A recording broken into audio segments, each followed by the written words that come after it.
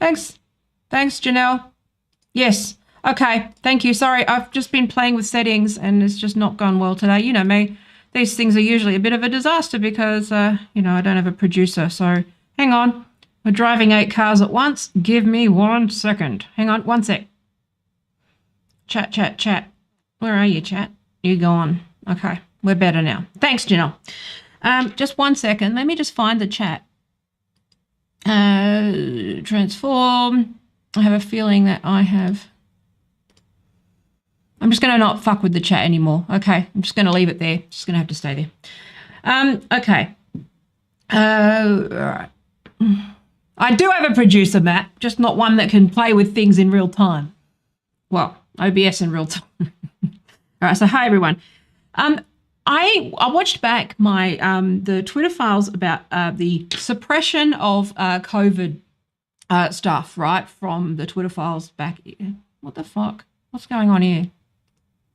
Fuck it. It's annoying me. I'm going to turn the preview off. Now, just let me turn the preview off. This performance issue with my computer is so insane. I need another one, but whatever. Okay, so let me just turn the preview off. Now, little disclaimer, if the audio goes out of sync with the video, it's going to do that. I can't help it. I've played with some settings, but there's only so much a person can do, and it's going to cost me lots of money to get a new computer, and everything's kind of expensive at the moment. So deal with it. Close your eyes. Listen. Okay. So I watched back the stream from the other day about this, this is my frustration, I think, with the Twitter files, and this is a risk, I think. Again, you can't expect people to be interested in only the things I'm interested in. But I've noticed that, obviously it's very clear that depending on who is writing about the Twitter files, depends on sort of how it's spun. But also, I'm going to defend gatekeepers a little bit. But I'm also going to defend, obviously journalists are fucking waste of space, right? They don't actually know what they're talking about. But, journalists ultimately are also comms people, okay? And I think that a lot of people forget that, journalists actually really should know better, okay? Like with a crisis, such as, say, a pandemic, okay? There's specific things that kick in. Now, I was watching my previous stream and I noticed that, it was not really a throwaway rant. It was actually a rant. About how the timing actually is something that nobody is really looking at, which is, I figured out early on with this whole thing, and also because I understand some of these, do you want to contribute to the problem, okay? Is it the right time to bring something up? Is it what, you've got to do these sort of calculations. And I think that making these things into, there's a recurrent theme, which is binary issues, okay? Binary thinking around complex issues, which is that, give me a second to warm up, but hang on a sec. But there's binary thinking about censorship or about anything with lots of moving parts. And it's really fascinating to sort of see sort of how narratives, when you give specific people information, how they use that information and share that information is really interesting because, comms 101, if you're doing like strategic communication, okay, and that could be, user experience, it could be marketing, it could be, comms, it could be, crisis comms in a pandemic. There's some sort of key principles, right? Obviously, things are more likely, obviously the impact is higher in a crisis situation, but these general principles are, you need to know what you're trying to achieve, what your goal is. Okay, so when you're doing any kind of communication, especially strategic, this is what a comms professional does. If they're actually trained and not a, amateur journalist, this is what you get trained in when you do sort of public relations, marketing or comms. If you are listening in class and if you are doing, this is the purpose of the training, okay? Which is to, quickly assess situations, understand the sort of the different moving parts when you communicate something, understand how to set a goal, how to map back from that goal. So in terms of, what key messages you need to do, where you need to say it, when you say it, how it's framed, the tone of how you say it, okay? in the case of an emergency, it's the same thing with emergency powers with government, right? Sometimes there's no real way to win. Sometimes there are just exceptional circumstances where you're operating on either old information or old, some of the processes and some of the strategies. Like, I think people underestimate, and this is something that I've, over the years, I think, maturity experience gets you here, which is that most people really do think that governments are a lot more knowledgeable and competent than they are. They think that corporations, just because they have a process written down, that process is going to be followed. When you're dealing with people, it's not just a matter of just writing down something, a strategy in a document. You've got change management. You've got to make sure that the communications are in line with each other. You've got to make sure that stakeholders are all on board. If you have a stakeholder or a bad actor or someone like that is actively trying to sabotage the project or your communication, then you've obviously got to have a plan for that. That's like your risk plan. You've got to have all of these things in place. You've got to have lots and lots of variables, lots and lots of failure points, which is why, big projects, not even comms projects, just, your standard tech project, outside of a pandemic, outside of some sort of major business shock, all of those things, this is why most fail, okay, is because it's not so much about having this is, again, the arrogance of engineers and project managers, particularly spreadsheet project managers, is that they kind of they try to account for everything in a spreadsheet or some sort of risk profile or, assign some sort of score. And it makes things, it makes them feel like things are predictable, okay, or that they're in control. Like that, obviously a certain type of personality is drawn to that type of thinking because some people just can't handle the chaos and they're not very sort of agile in the way that they operate. I mean, agile in the descriptive sense, not in the agile methodology sense. But, some people are more drawn to being more in control of things, accountants, this is generalizing, engineers, mathematicians, hard science people. They like things to be, complicated rather than complex. Complicated, I've said before, is a problem that can basically just be solved with enough time, effort, resources, maths, thinking, like that's something that can be solved.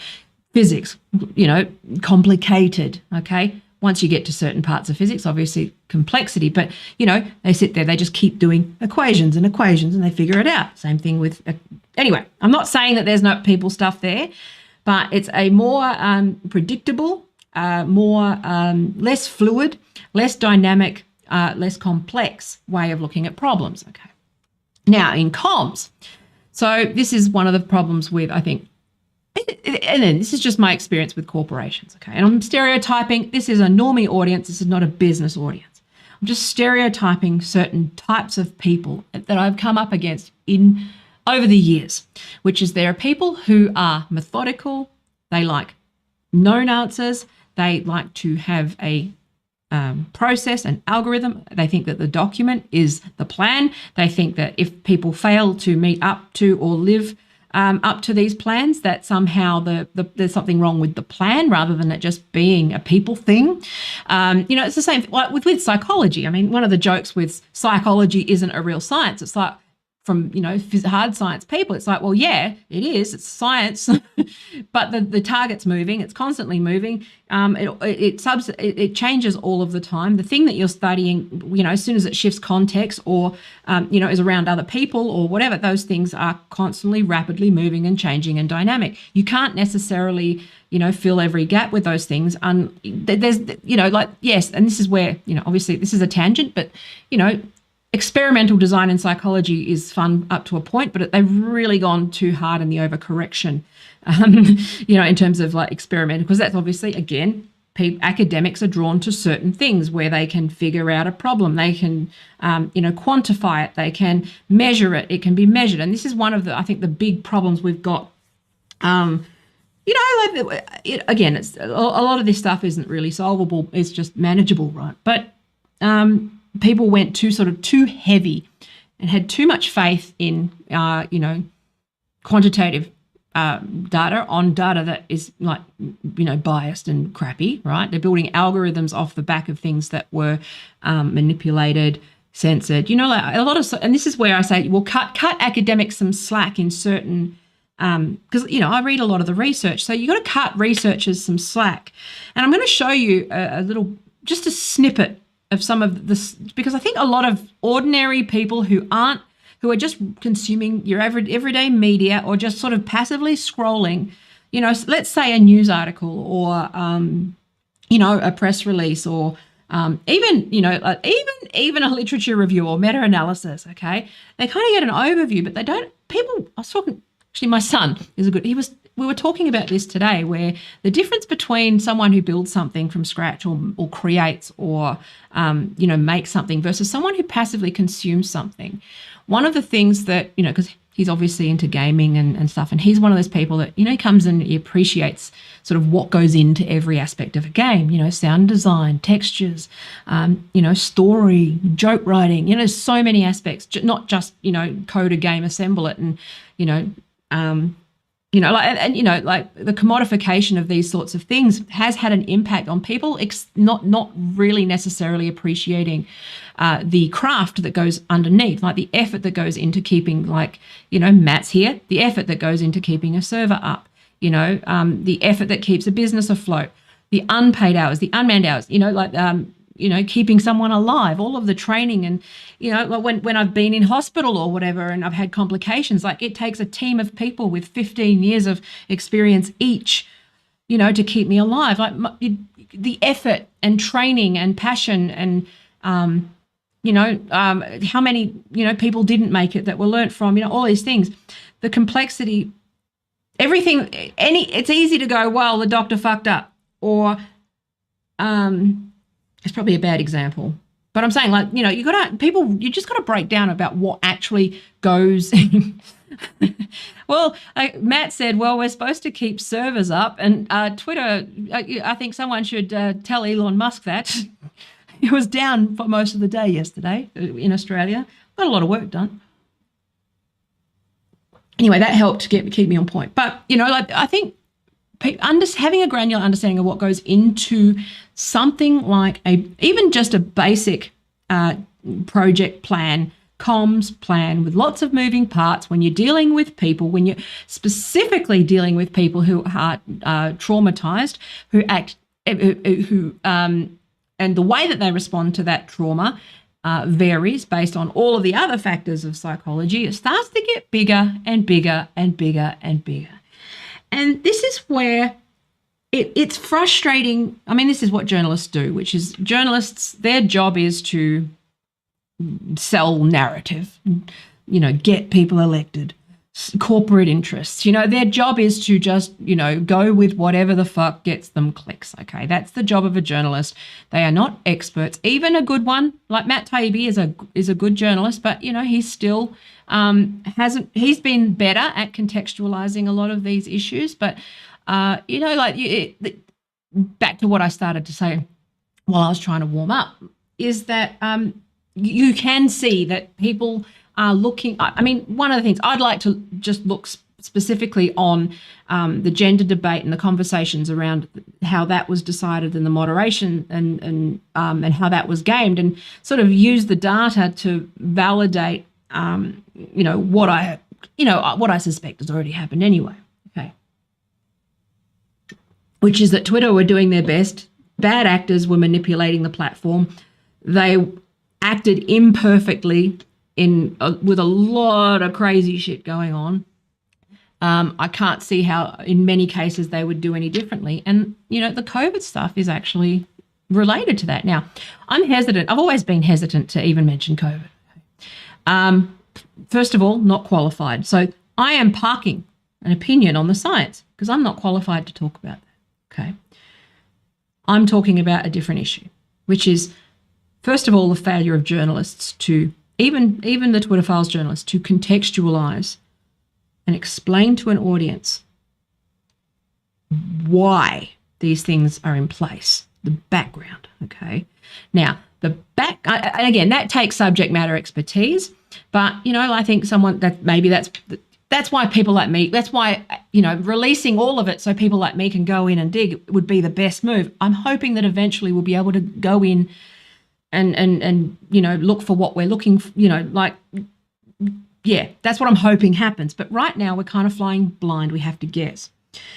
But one thing that I've noticed, especially, around COVID or around Trump and those sorts of things, is there's a clear incentive to pander to a certain group of people who are in complete denial that they are the reason that these policies existed in the first place. Okay, so Trump's, again, that's why I think it's really important to understand, like, history. Go back. It's not just, these things didn't happen in a vacuum. Okay, the reason why certain people were suppressed was because of a comms strategy. Okay, a pandemic comms strategy that was, learned from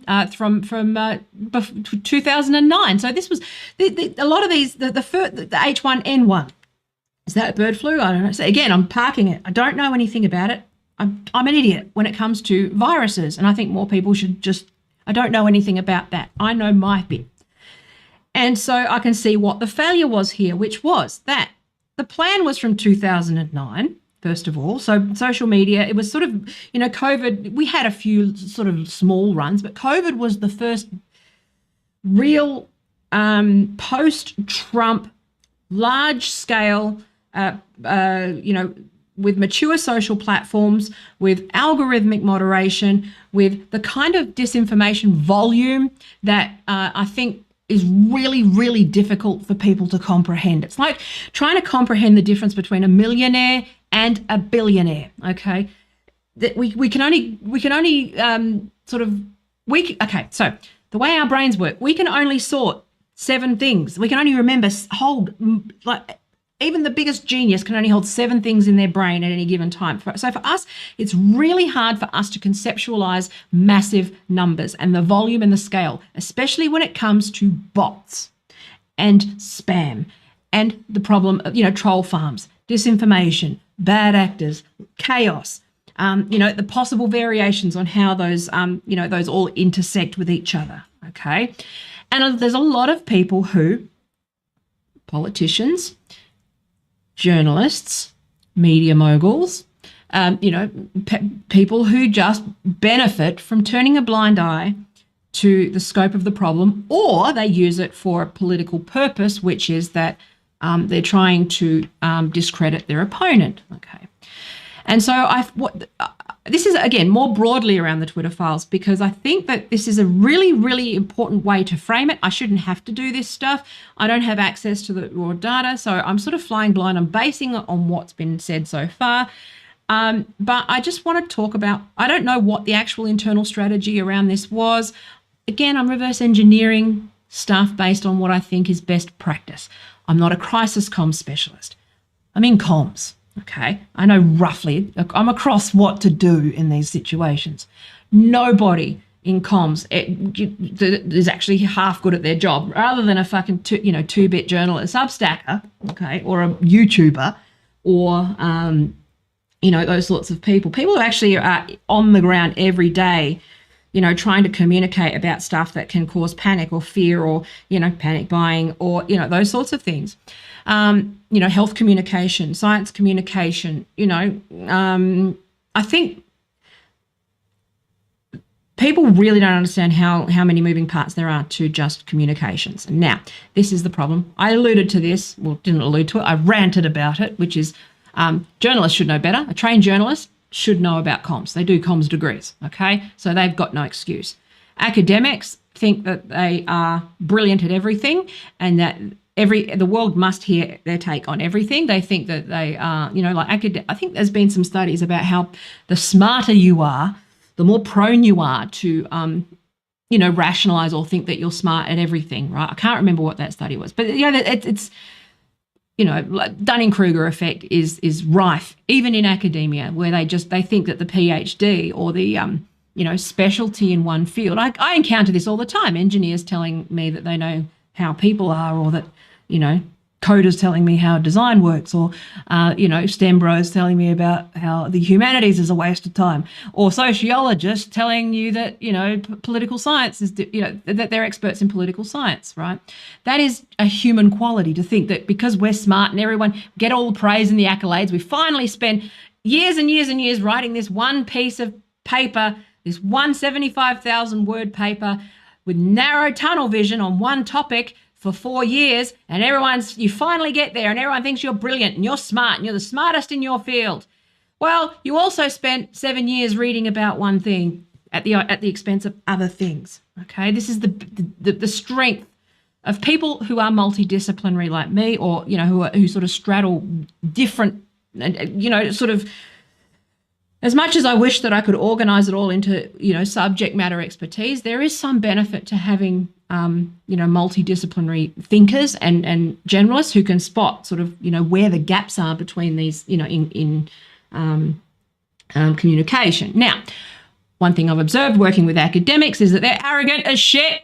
They think they know everything about everything. I've been on projects where we were trying to, something that stands out to me at the moment was when I was at a university and we were doing a web project, a web migration project, and the academics were the most painful stakeholders I've ever worked with, because first of all, they basically like one of them, we're trying to migrate all of it into one big CMS.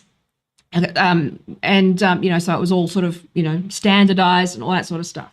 Again, trying to wrangle academics into standardization is another problem. They resist these structures more than anyone else, I think, because they think that they're a special snowflake because of anyway, that's an academic thing. They live in a bubble. They think everyone speaks the words that they speak, when to most people it's quite impenetrable, or dull. They can't read. I found that academics are very it's very rare to find especially sort of a humanities academic that will actually be present and listen to you and what you're saying and meet you where you're at. That's a different skill. That's not just, it's a humanities as well. But, they're always focused on sort of their point of view as the expert, waiting for the next time to speak about their topic, rather than actually sort of meeting people where they're at and trying to explain things. Like, this is why, things like science communication and,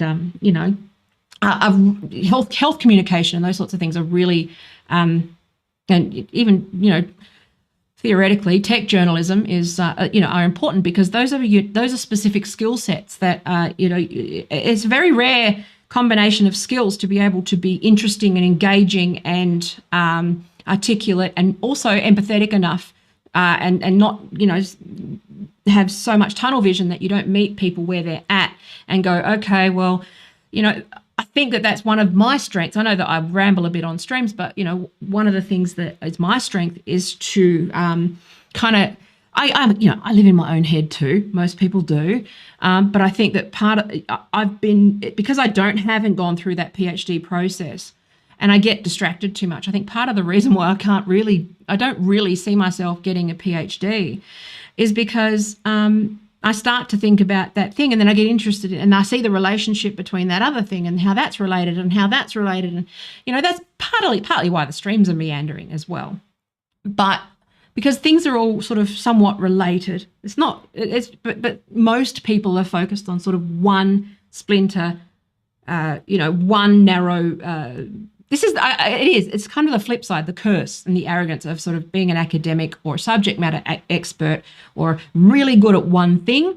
It's unusual for someone to be really excellent at two things, and even rarer for someone to be, good at three. Okay. Now, I joke that I know 3 things. I'm not an expert in anything other than the smallest intersections between those 3 things. Okay. To be a true subject matter expert means to dedicate your life to that subject at the expense of all other things. That's why with the journalists, okay, that are doing this Twitter file stuff, or the tech people, my fucking nose again, this corner, my God. Oh, I don't know what is making me fucking allergic. There's nothing here. Oh, well, anyway. Sorry about that. If my nose goes bright red, let me check. I might have to adjust the reds. Hang on. It is going bright red.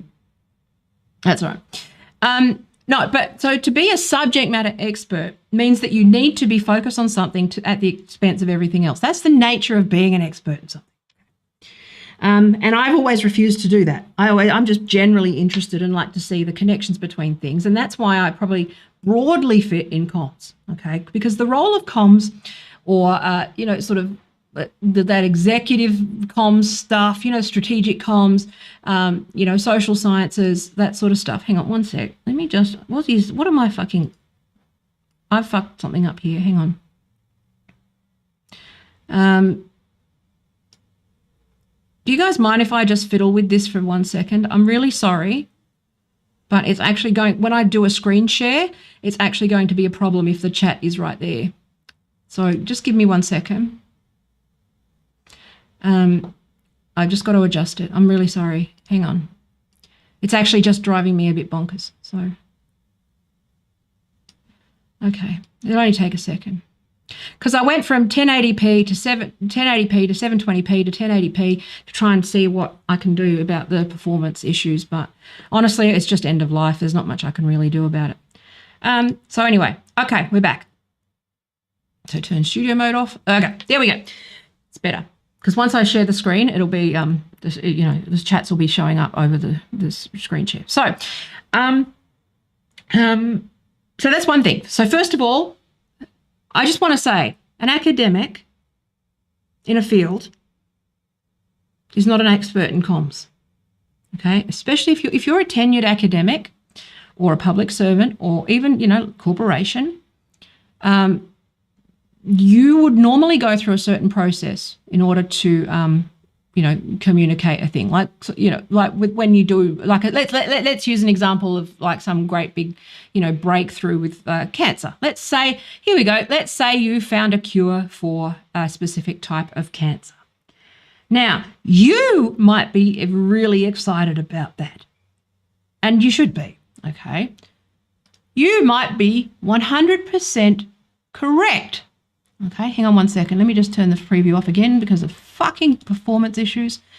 Okay, we really should just make a compilation clip of like when shit goes south, when Taya's trying to make a good point. Speaking of what goes into things, once you've streamed a few times, you might understand how much effort actually goes into making a stream. Anyway, so, and to be able to hold it like complex thoughts, like, without media training, that's actually tremendously difficult. And I'm very proud of the fact that I've gotten here from being completely afraid of video. So anyway, calm down. I went from wanting to vomit on camera whenever there was a camera in my face to, and being extremely terrified of doing this, to carrying live streams on my own, driving 8 different cars and with ADHD and still, maintaining a little bit of coherence on a stream about, quite complex topics. So anyway, but this is where, everyone's an expert, right? Everyone's an expert until they do it. And then they realize, oh, this is slightly harder than I thought. So anyway, but this is, again, the thing where, if you've ever seen an academic try to do a tutorial video or here we go. I was talking about, like, let's say you do a breakthrough study. Okay. Let's use an example. That is not a, global crisis catastrophe, and it's fairly benign health information. Okay, let's use a benign example. Okay, you've done a study. You've spent the last 3 years of your life doing some sort of experiment and some sort of study that definitively shows not just a extremely strong correlation, you've had a massive breakthrough, okay, on a particular type of tumor. Okay. That breakthrough happens to be fruit or some type of fruit or plant or meat or something that people can, just consume. It's not a drug, okay? Or you're in a pharmaceutical company and you're, as part of that, because obviously a lot of drugs are synthesized from, and derived and synthesized from, plants and that sort of stuff from natural sources. Okay. Let's say you spent years of your life getting to that point where you've had a breakthrough. It is, pretty much beyond a doubt that you believe that if people consumed X amount of this every day, like grapefruit or, kiwi fruit or some shit like that, okay, that that would, that would have some sort of positive impact on cancer. Now, I'm being simple because I'm going to get to a bigger point. You're excited about that. You're a subject matter expert, okay? And you want to tell people this, okay? You feel like this is important. I'm sure people will see where I'm going with this. You feel it's important information, okay, which it is. You want to save as many people as possible. You came in and you do cancer research because you want to help people, right? Paul's making me another coffee. I cannot for the life of me figure out what I'm allergic to here.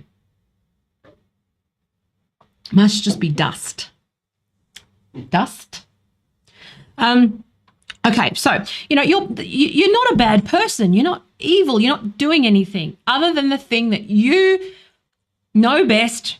Okay, but no one's taking that away from you. Okay, you're the guy who figured out the kiwi cancer. The kiwi cures cancer. Like, you're the breakthrough. Okay, Nobel Prize winning breakthrough. Okay. But you operate in a landscape where people like Pete Evans exist, okay? People like, where there's going to be people who will act on what you're saying. So, they might actually turn around and, one of the, with cancer and the one thing I know, I don't know a lot about this, again, way off lane, but just from a comms point of view. So something that we know is that when people start, like the Olivia Newton-John sort of effect, okay, which was when she came out and said, I'm flying blind. I can't remember the specifics, but I remember that when she came out and said that her macrobiotic diet and, that healthy stuff like helped her cancer, there were a number of people who refused treatment, who, because obviously chemotherapy is horrible. It's not something you take lightly. And, but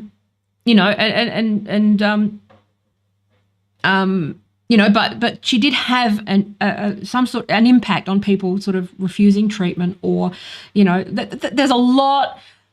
That's a whole other fucking space of like health drifters who just, are killing people with, telling them that, these natural remedies, cure cancer, for example. Okay. Now that's a bad example, but I'm just trying to make it clear that even if you're an expert who's had a breakthrough with, say, kiwi fruit and ovarian cancer, okay,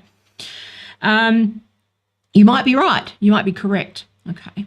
But the context in which you operate, that's part of the reason why these institutions like universities, the timing of the announcement, they're non-committal in the way that they, well, generally, if you're not a journalist who's sensationalizing these things, and this is the problem that journalists, create, which is they sensationalize sort of, studies as like the new cure. Like, a lot of journalists unwittingly kill people because people just go, oh, I want that new treatment, or health, online health stuff is a real problem to begin with, even when you're not talking about a pandemic or a highly politically charged situation, okay? When you're talking about coordination between government departments, you're talking about big tech, you're talking about all these things.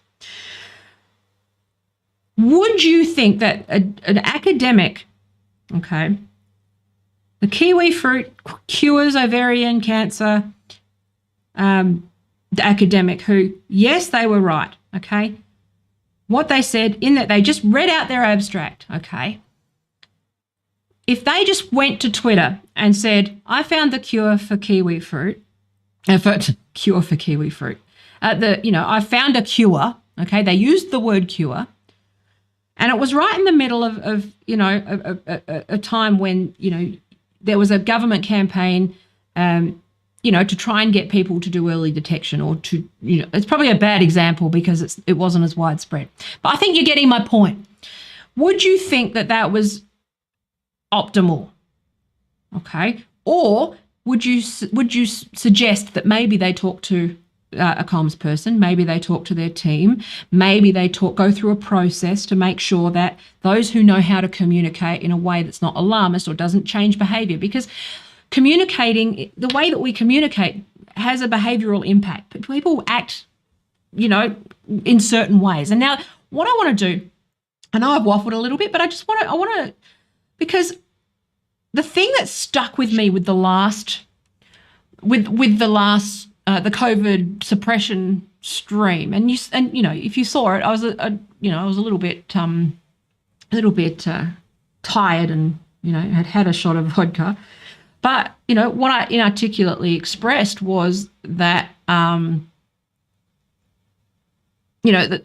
timing really matters, but also that the way that you say things matters. People will act on what you say. Just because you don't do it doesn't mean others don't. Like, these things are like empirically, established. Okay, there is consensus. But that's right. So the thing that bothered me the most about that, so why I got really shitty, because the word was it? They merely disagreed with the government. Thank you. They merely disagreed with the government. They merely disagreed with the institution. And the way that it's being framed is that somehow there's always this subtext. And this is the different, of some sinister, coordinated, malevolent intention with people who are just trying to do the best job they can do with the evidence they have in front of them in a high-pressure environment. And everyone from the outside is a fucking expert in hindsight. They are an expert because in their narrow field. So, they would have done differently. Yeah, but they didn't have all of the information. They didn't have comms. They didn't have, they didn't have to think about the consequences of their communication. Okay. Now I'm actually working on the module for this around the responsible communication course for influencers, which is, what we know about the impact that, an influencer has on behavior is mixed. But, the things that do work are fear, division, conflict. You see that stuff all the time, drama. People do change their behaviors based on, it's harder, not so much in terms of positive behaviors, believe it or not. So it's harder to get pro-social behaviors out of, fans than it is to have the negative ones. So anyway, but the fact that they sort of merely disagreed with the CDC, okay, there's nothing merely about that, in the sense that there is a process to follow, okay, and it's one that everyone has agreed upon, okay, whether you like it or not. And this is, again, that narcissism, like, I am the expert in my thing. Okay, the decline of Brett Weinstein has been very interesting, where he is a classic example of, like, all of these things, okay, where he's an evolutionary biologist. I'm sure he's an excellent one. He understands one thing really well, evolutionary biology, okay, and yes, the science, okay, but there's other parts to that. Okay, even in psychology, even in medicine, you got, bio, psycho, social models. Okay, he's only in the bio, not in the psycho, not in the social. Okay, so that's where these things, it's like, well, you're an expert in your area. Maybe don't wander into the others, because those are a slightly different area of expertise, comms being one of them. And so, but these processes exist to protect academics and subject people who are prone to narrow thinking, tunnel vision, all of those things from themselves. Okay? Now, it's very rare to find an academic who is also able to, have media training and those sorts of things. And the people who are good at media stuff are not necessarily, they're okay with surface level, and they're okay with, those things are almost incompatible. And if you are rare, if you have that skill set, you can be sort of, 65% great at both, above average at a few things, but you can't be a specialist or an expert in, more than one or two areas, okay, if you're lucky. I'm lucky that I'm just an expert in persuasion, so, and those sorts of things. Written persuasion, obviously, not fucking verbal, but also just in, the psychology of these things and changing behaviour. changing hearts and minds. Okay, so the way that you do that is obviously varied. Okay, but I would say that that's sort of where I'm at, which is I go, oh, how do I change that person's mind for good? Now, so it's not merely disagreeing. I think that was my frustration, is that it very much minimizes, saying that they were merely, to break consensus, to go rogue and to ignore like comms strategy, to ignore the thing that, authorities sort of have largely got consensus on. But even if they haven't got consensus, sign up to a certain process and a certain time frame and certain codes of conduct. Or, again, when I talk about timing, okay, this is, I think, the limitation of social media, okay? And I talked about this before, which is you're not merely disagreeing with the establishment when you are representing a certain institution, when you are positioning yourself as an expert, okay? Let's use the case of someone like Pete Evans. I'm sure he's an expert in food. He's a chef, okay? I'm sure he knows his area very well, okay? But he wanders into dangerous territory when he starts talking about how paleo diet fixes everything, okay? Or anti-vax, or all of those things, right? That pathway is not an expert, is not qualified.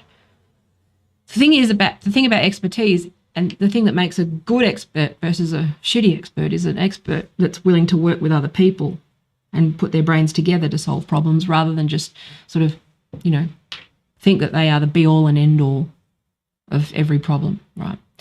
What was I going to say? Yeah, so there's a process, right? And this is where, trust the experts. Well, I am an expert. Yes, but you're not an expert in comms. Okay, so let's just look at comms. Let's just go through this, right? I've got some notes here. Hang on one sec. Let me open this up because I need some prompts because I started to meander. But I think this is the thing that people are leaving out in the analysis that I've seen, is first of all that to break rank on an institution is not a mere disagreement when you go on social media in the middle of a pandemic with that guy take on this narrow thing without any real consideration for the broader, picture or the advice of other experts who are fucking experts in, say, comms or legal or psychology or, in my case, user psychology or behavior or those sorts of things, okay? Disinformation, they're experts in things. You're not the only expert, okay? You are an expert in a sea of other experts and feeding to a sea of idiots. So there's a handful of experts in anything and idiots will act on what you say, okay? Comms 101. But timing matters. But also you need to understand that in a traumatic event, even just a traumatic event, people respond differently in those to those events. Some freeze, okay? So, a lot of people just get frozen. Fight or flight, freeze. Fight, flight, freeze, or fuck, right? And in COVID, it was fight, flight, freeze, or fuck it. Fuck it all up. Like people, again, we've got our own, we're talking about psychology here collectively. It's not just individually that people can freeze, but groups can freeze. You can become, there's an element of shock, and that response with the, all of, it was that rosy beginning was, we knew that the other foot was going to drop there. Okay. There was no way that people were going to sustain that level of possibility. That was just a process of denial, right? Again, if you understand how people respond to a massive trauma, and no one is addressing the fact that we've all gone through a massive trauma. I mean, when I say no one, I mean no one in the media. Obviously, experts are. The research is coming down the pipe. You're seeing, like every week, I see a new large amount of research, a few new textbooks, a few new books that are really dissecting a lot of these problems that happened during the pandemic. But also, I find it hilarious. No one's talking about this right now, this second. Sometimes, like I said, timing is everything, and it takes time to do good work. It takes time to set up, just to do a research project, you've got to go through ethics board. You've got to, do a research proposal. You've got to get that research funded. You've got to do the research. Then you've got to go through the data. You've got to pour through the data. You've got to clean the data. You've got to make it all, you've got to write the papers. You've got to go through all of these things. You've got to go through peer review. It takes years. Okay. Oh, why is no one talking about this? While this one guy is just presenting his narrow viewpoint, and there's a whole media ecosystem that is just promoting and presenting it in the worst, in a way that has the impact of sabotaging, what our strategy is as the elected representatives, okay, and whether you like it or not, under the social contract, the bodies that make decisions in a crisis, in a context where, in the United States in particular, where you've got the GOP, if you look at all the lawsuits and their overall campaign is to dismantle the federal government. They have war. They consider the federal government illegitimate, and they always have. So there is that interest in making everything look illegitimate. Okay, erosion of trust, and also to win the election. So there was an election happening, and so the role that politicians play. Politicians are the ones that have fucked this up, not tech. Tech have just they were compromised by bad actors. Yes, that's going to happen. Though, but this lays firmly with the politicians who couldn't grow up and couldn't beyond the next election, trying to get themselves elected and trying to achieve their fucking agendas, which was to radicalize people so that they would vote for all of this fucking bullshit legislation. So they could initiate all these if you look at what's happening in the courts, initiating all of these court proceedings, constant test cases, constant disruption to the legal process, flooding it with shit, okay, to try and undermine federal government departments and the constitutionality of the federal fucking government, okay? This is the context that we're dealing with here, which was that, doubts about COVID. Great, cool, yes, but how is that being used? This is why I made the decision to not talk about the gender stuff anymore. Because there's being right and then, on an issue or having a perspective, but then there's how those things are used and the timing of that. The context, like the timing in 2017 around Yaniv was good. That was fine. But there came a point where, once it hit trigonometry and hit that right-wing ecosystem, that it was then being used for malicious purposes to achieve a different goal, okay, which was to declare war on schools, to, delegitimize the government, to win elections. Okay, Scott Morrison used the gender critical issue, whatever the fuck gender critical means. It's just feminism, feminists disagreeing. You're not in a gang, okay? But it was the timing of the conversation is not right. The environment and the context of a message matters as much as the message, okay? And this is where this idea that, yes, really unpacking. I'm not dismissing the fact that lists were handed to Twitter for them to censor, but they're going to try their luck. That's a problem of the US government and their fascistic overreach, and it's not necessarily to do with tech, okay? That's fine. I'm not you need to split these out and contextualize all of it. There's too many issues at once, but I'm going to focus on, the timing of the messaging around sort of dissenters around COVID, okay? The way you say things, the timing of things, who you're hurting, who you're helping, what your end goal is with that particular communication, which is, it's all well and good. People with loud opinions who just do nothing but share opinions, who constantly just talk and they don't read, they don't learn anything. They've just got opinions. They've got opinions on stuff. Cool. Where's your solutions, first of all? And second of all, it's easy to come up with an opinion. You can just keep talking. Okay, you're an infinite number of monkeys on an infinite number of typewriters. Someone's going to, land on a solution or an idea. Okay, but that's not how it works. In order to, you've got to refine ideas, and they've got to go through a certain process. You've got to take in multiple factors, including the timing of what you're saying and whether that will have whether that will ultimately lead to people dying, and it will. Okay, so people who are at high risk for vaccination. Again, some of the studies. This is where I just go, I can't. You have to. There comes a point where you just have to go. All right, well, I trust that the process works. Okay, and shut the fuck up. I don't know. Okay, maybe if an academic or two shut the fuck up and listened to comms, they wouldn't have been banned from Twitter. Okay. I miscalculated the Twitter thing because, with my account was because I entered these issues without any concept of the war that I was facing with mass reporting and bots and how this stuff was going to be used, to attack. Obviously as a comms person, I've always been strategic about the way that I communicate. In retrospect, if I had known what was waiting for me, I probably wouldn't have spoken. I thought that, maybe the timing wasn't right. Like, remember, Ricky Gervais made fun of it. And I was like, yeah, this is funny.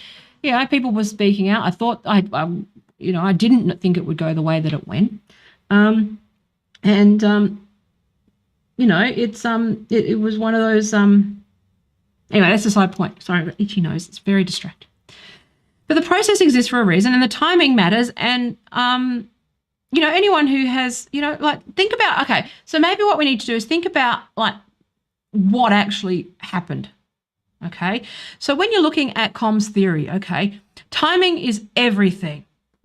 Okay. It's not like you've got that lots of competing things. So you've got people, you kind of got this competing tension. You've got to get ahead of the story. You've got to make sure that the right information gets to the right people as quickly as possible, okay, as accurately as possible. But also there's lots of things with that, which is that the way that the words you say, using jargon, using complex long form content, explaining things, using qualifiers, that makes people less likely. The longer stuff is, they're less likely to read it. The more complicated it is, if the instructions are unclear, people are more inclined to sort of start arguing over what it was. You've got to give clear directions quickly, in succinct language that, people with varying levels of literacy, people who, are both on the internet, but also, some people still aren't on the internet. You got to, that's just locally, not even globally. Okay, in a media ecosystem that is divided with a political context where, there's politicians just can't fucking stop for 2 seconds to think about the impact of their own fucking, back pockets and electability. You've got celebrities who are fucking narcissists who can't stop flapping their fucking jaws about everything. Again, there's that celebrity Dunning-Kruger effect where they confuse followers and influence with intelligence, and money with intelligence. Okay, that's another problem we've got. Okay, which explains some of that sort of proactive, engagement with influencers, right? Yeah. Yeah. Sorry, I actually had the window closed. Sorry, fucking nose. Fuck me. I need to start taking a Telfast before my streams. I'm really sorry if my nose is, if it's distracting. It's just incredible. I can bet my brain will not work because my nose is just, I'm so sick of this shit. I'm so sick of everything going wrong. Anyway, I wish that I could just be well enough and set up enough and resourced enough so that all I could do is sit and talk about the shit that I plan to talk about without fucking constant bullshit. So anyway, okay. So, but, so the thing about, these plans is, it's already complicated if it's just a cancellation, okay?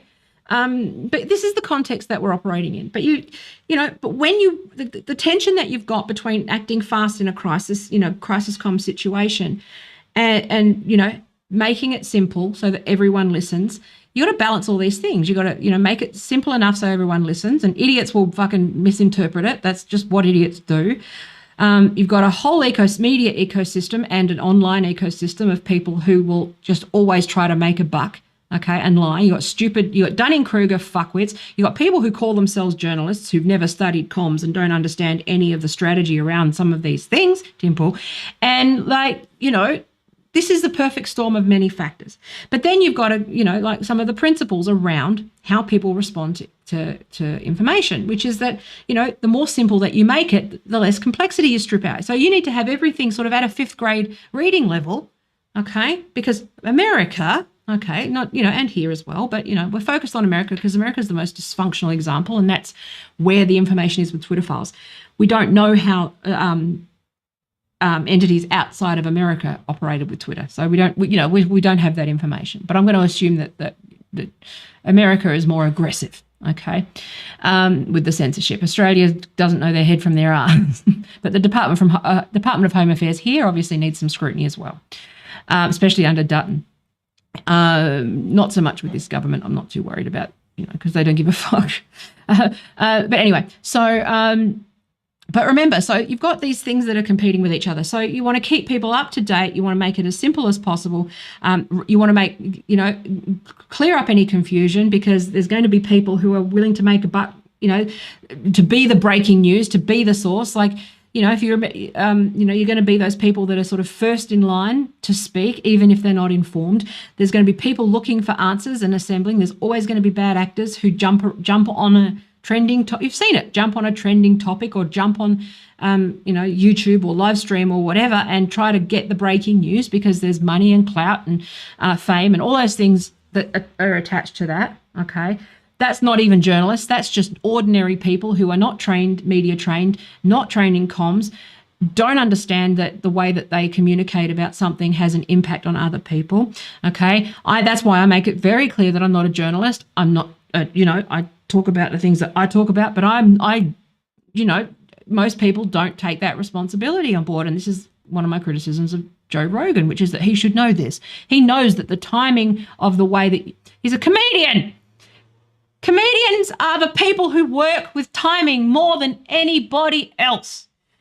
The timing of when you say a joke and the order in which you say the things changes the way that shit's received. Okay? The tension and release, that works not just with comedy, but with fear, okay? Comedy theory, joke writing, okay?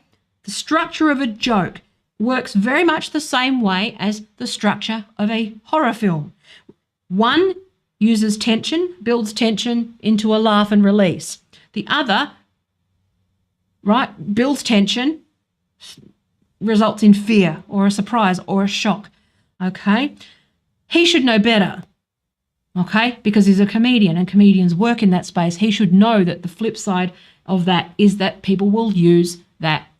People act. That people can manipulate the way that people see an issue, and the timing of that and the order in which those things are said and done matters. Okay.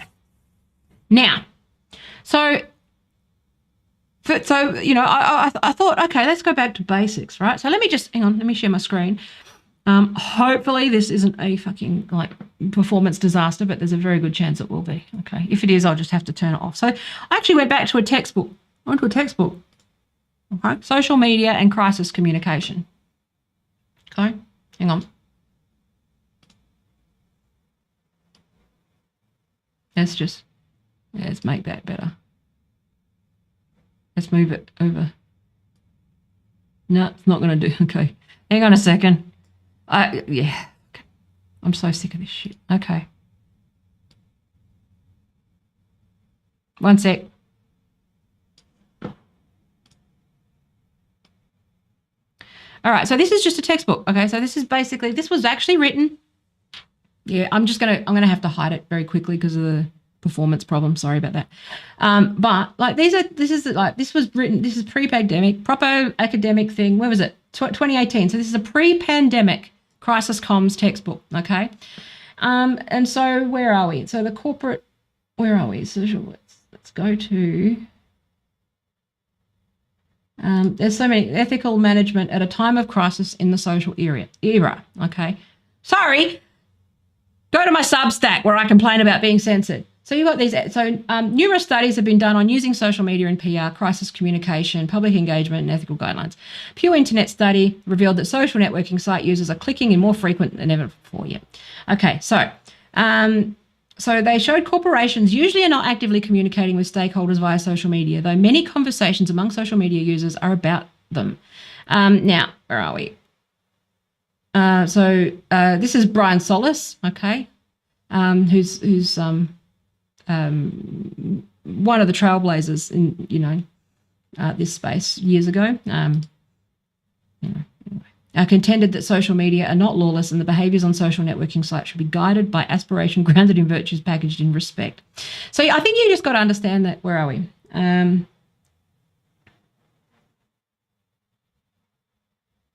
we go. I went to the wrong bit. So you've got all these things. So the thing is that it's like merely disagreeing with the academics, merely disagreeing with the CDC, merely disagreeing on Twitter with no gatekeeper, with no comms professionals, with no advice, right? So look here. So you've got social media, hashtag hijacking, and the evolution of an activist group strategy. Okay? Astroturfing. See, again, these are things that I think everyone just assumes. I think my mistake is that I assume people know that stuff, okay? I tend to fall in those things as well. Where are we? There we go. There's actually a specific, that was the one I was looking for. So, towards the social media pandemic communication model, okay? 2018. The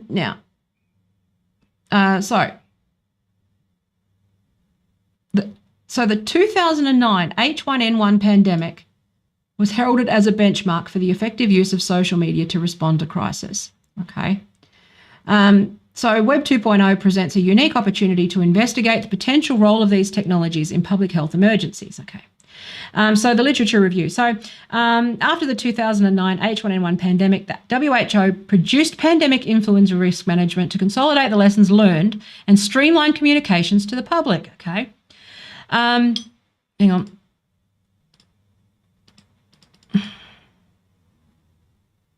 Yeah, hang on, I'll address that in a second. He's very smart. He is the smartest man in the world, Matt. He knows all of this. I'm sure he does. It's not like he is not self-aware enough to know that he needs a comms person. So the WHO mapped out. See, the thing is, he's gone to war with the media, but he's also denied comms. And comms and media are very different. Like if I have more time for PR people than I do for journalists, because journalists, pretend to be independent. Okay, so anyway, at least PR, generally are promoting things, with just, especially crisis comms and that sort of stuff. I'd love to do that kind of work, but unfortunately, in this state, if you were doing that kind of comms work, it's mostly just on behalf of mining companies and banks, and I'd prefer to do it on the other side. But so anyway, maybe I might yeah. So anyway, obviously, I do crisis comms anyway. It's just I'm still thinking about what I want to do. I do lots of different things. So anyway, so they basically took it from 2009. Now, social networks were immature at that time. So communication strategy should not only include the collection, development, and distribution of information in a timely manner to help people take action during an outbreak or to prevent illness, but also take into account behavioural aspects of how people react to and act on advice and information they receive. Okay, and so this is the thing that I was trying to say. This is all established, and this is where it's like, well, it is the job of a journalist to actually, especially a journalist who studied comms, they should know this stuff, right? Which is that it's not just this. I think this is where the gap is, right? I'm sorry about the performance, can't fix it. So I can see it already that it's not working. So where we go. This is all like health-related decision-making. Okay, so 6 factors in the health belief model that determine an individual's decision to adopt a health-promoting behaviour in an epidemic. There was a significant decrease in perceived susceptibility of contracting the virus in the later months of the epidemic. Although the perceived severity, perceived benefits, and perceived barriers of protective behaviours did not change.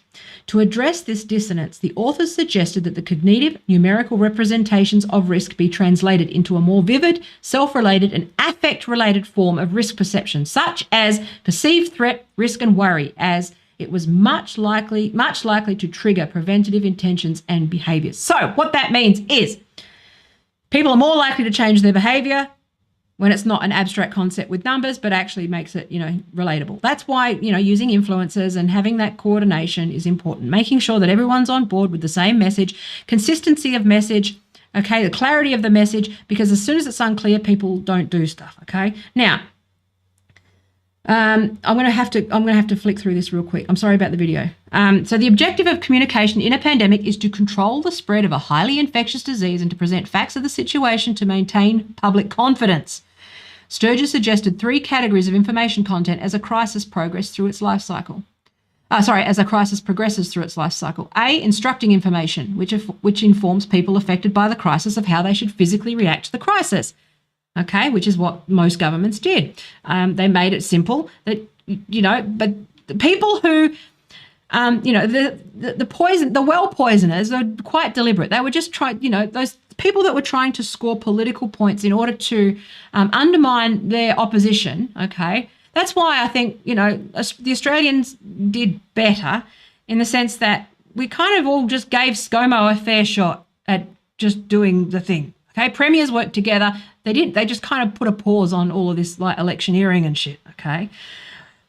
I mean, he didn't, but, for the most part, the point scoring sort of, reduced. But if you've got someone who's bad faith and just trying to score points and undermine your stuff, people are going to doubt that, your credibility. So that's why, taking the politics out of this was very, important. Okay. So anyway, my words didn't work then. So I'm actually just conscious of the stuttering on the video and trying to get through this screen share as quickly as possible. Drives me fucking nuts. I apologize. So instructing information, okay. Adjusting information, which informs people of how to cope psychologically given the magnitude of the crisis situation. So that was one big part of it, okay. And internalising information, which is information that people can use to help formulate an image about the organisation, okay. So that, anyway, this is boring. But I'm saying that these are, if you're breaking this, you're not merely disagreeing. It's not, and this is, I think this is the wrong thing. This is the thing that got under my skin. This idea that merely disagreeing with an institution is like a fucking spat on a web forum or merely disagreeing on Twitter. It's like, no, you are merely disagreeing with the textbooks, the WHO, the CDC, fucking all of the data, okay?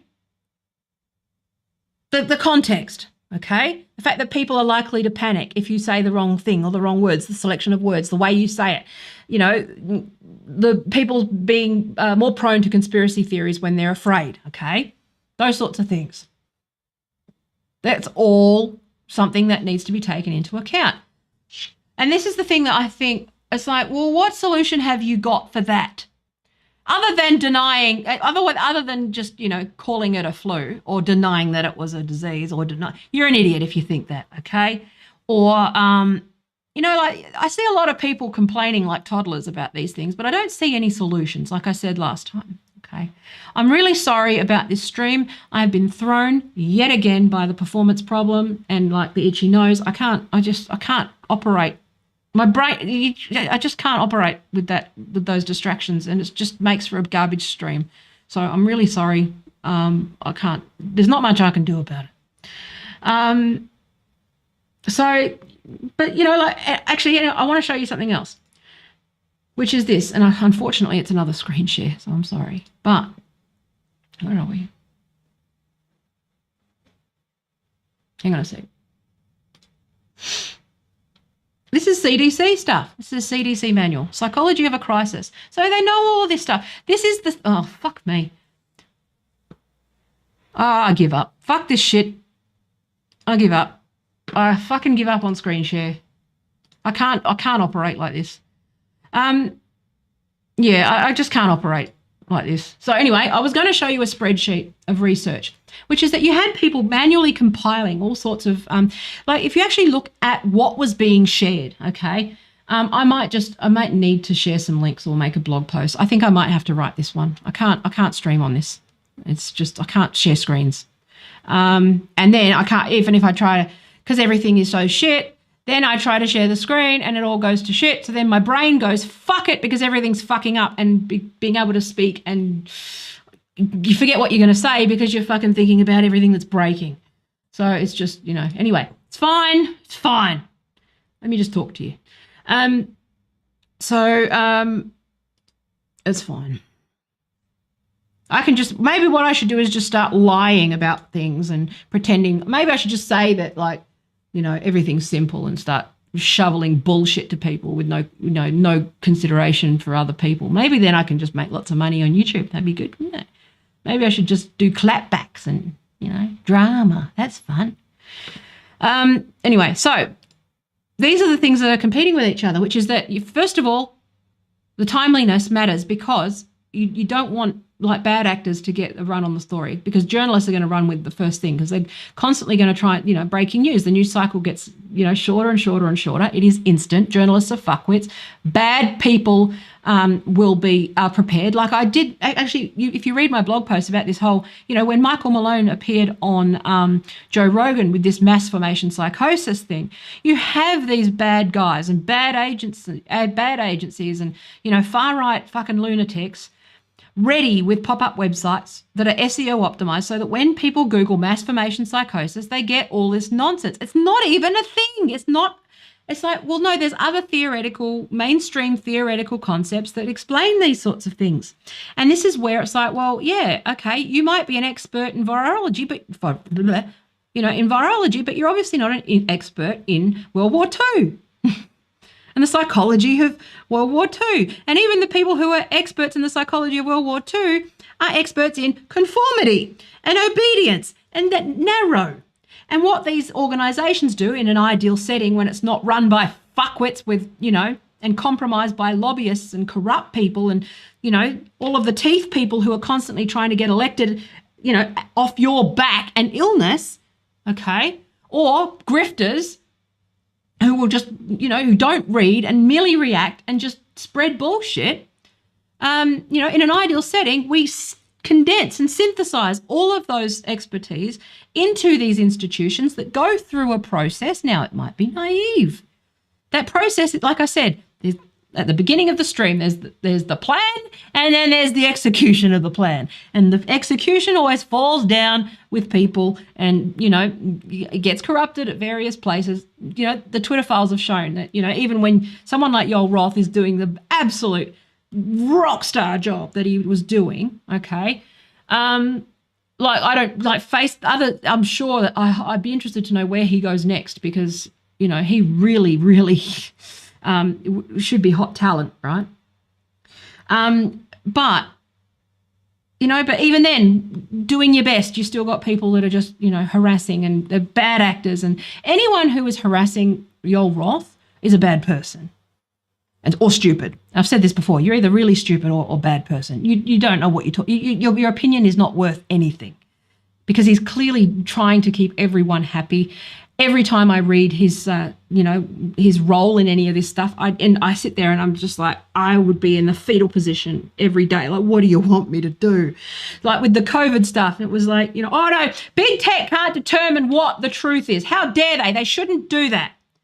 How dare they? But this person is telling the truth. Twitter should unban them. It's like, what do you want? What is it that you want?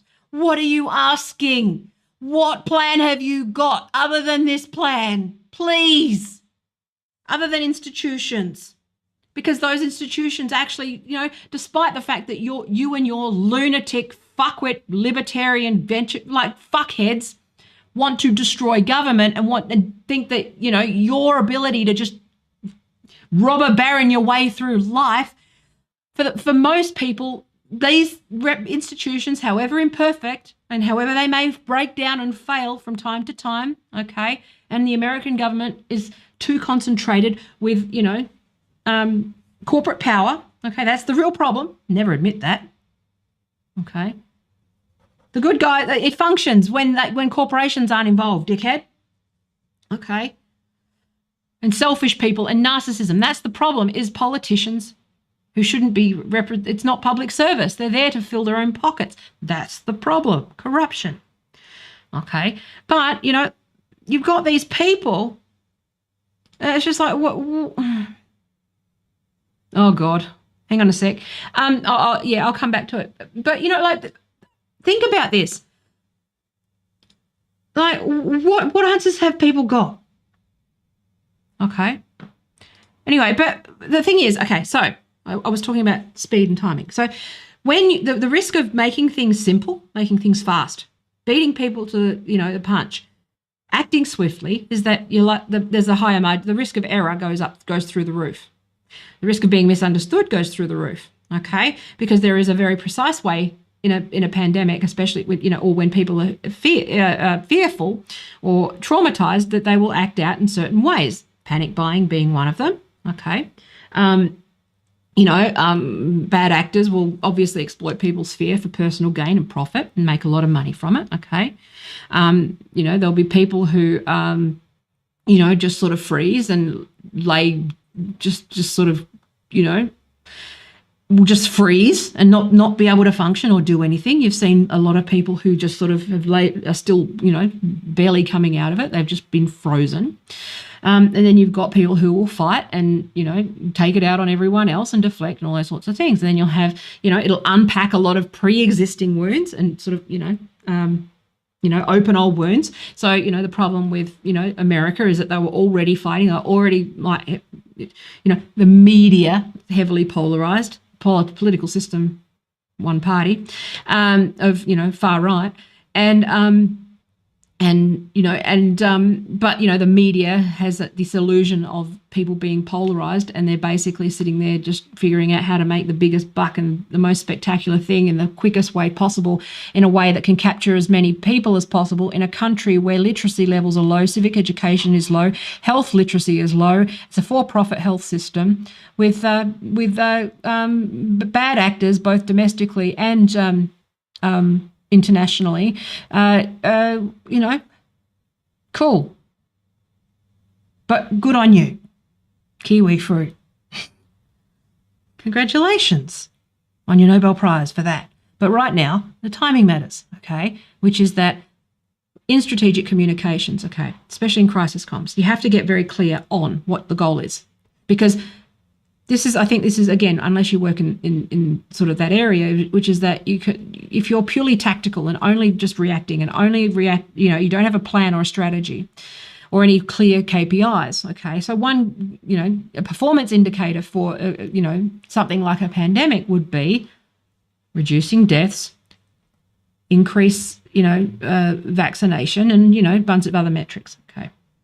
So those, there's other metrics, but how do you so you got to define your goal. How do you define that goal? Well, that depends from thing to thing, but it depends what the goal is. So in crisis comms, their goal was to get people vaccinated. So they were going to do everything that led to that goal. That's how comms works, is with step 1, step 2, step 3, step 4, end result. That's how comms people think. So that's the comms part, okay? Not a conspiracy, it's a process. And then you've got, so after that, and then people sort of learn from it. But then you've got the pressure of the timing, okay? You've got stakeholders, okay? You've got corporate interests. You've got the political situation, the climate, trying to figure out what consensus is between experts, especially with social media, from experts with studies that have mostly been dedicated to stuff in 2009 when Twitter and Facebook and those things were new. We have some information about Fox News and network propaganda and some of the studies post-2016. We have some indication, sort of post-9/11. We have some indication of what was done in 2009, but that pandemic, wasn't even close to as global as, as anything on the scale of COVID-19. You have a bunch of fuckfaces 24/7 on, social media trying to recruit people into the far right. You've got people like, Tim Pool. You've got bad actors. You've got astroturfing. You've got you've got people who can't read or write. You've got people who, cancel everyone who fucking says anything like even sideways. You've got MAGA fuckheads. You've got bots. You see what I'm saying? And what you need to do is get the right information out to the right people as quickly as possible, okay, as accurately as possible, without causing fear, without causing panic, without fucking inadvertently causing more death, without fucking giving, and also in a political situation, not giving ammunition to enemies. not giving ammunition to a bad faith media, not giving ammunition to bots and bad actors and troll farms to have talking points across the board, okay? Every time you speak is going to be spun and fucking bad faith, and like the least charitable interpretation is going to be on the front page. You are going to be misunderstood. You are going to be attacked. You are going to be, and that's assuming you're a good guy. That's assuming you are not a US politician, okay? That's assuming your good faith. That's assuming you're not Trump. That's assuming you're not Biden. That's assuming you're not Hillary Clinton. That's assuming you're not a fucking Scott Morrison. That's assuming you're not these fuckheads who are Boris Johnson. That you're assuming this is the worst case. This is the best case scenario. Okay. Oh, I'm sorry. I don't understand why I was. Okay, well, who cares that you were banned? I get it. Go to court. Get some money. I get it. I've been suppressed. I understand, okay? But I also figured out through that process, because I understand the idea of timing and impact of what you say, which is that when you talk about these things, how those things are used, who's using them, whether you are actually sabotaging and, ruining. Again, this comes back to that gender thing. I do not understand how anybody would vote for the coalition because they care about women's rights. Like, what the fuck is wrong with your head? It's the same, like, you voted, you're an idiot. Absolute fucking moron. And that's because you get tunnel vision. Activists get tunnel vision. They become single issue. They don't understand the broader fucking political context because people are fucking retarded.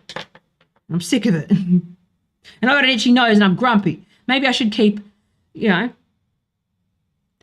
so we need Taya desk drawing cam, and I do actually have it set up that way, but I can't handle it. Just can't. You saw me just try to screen share.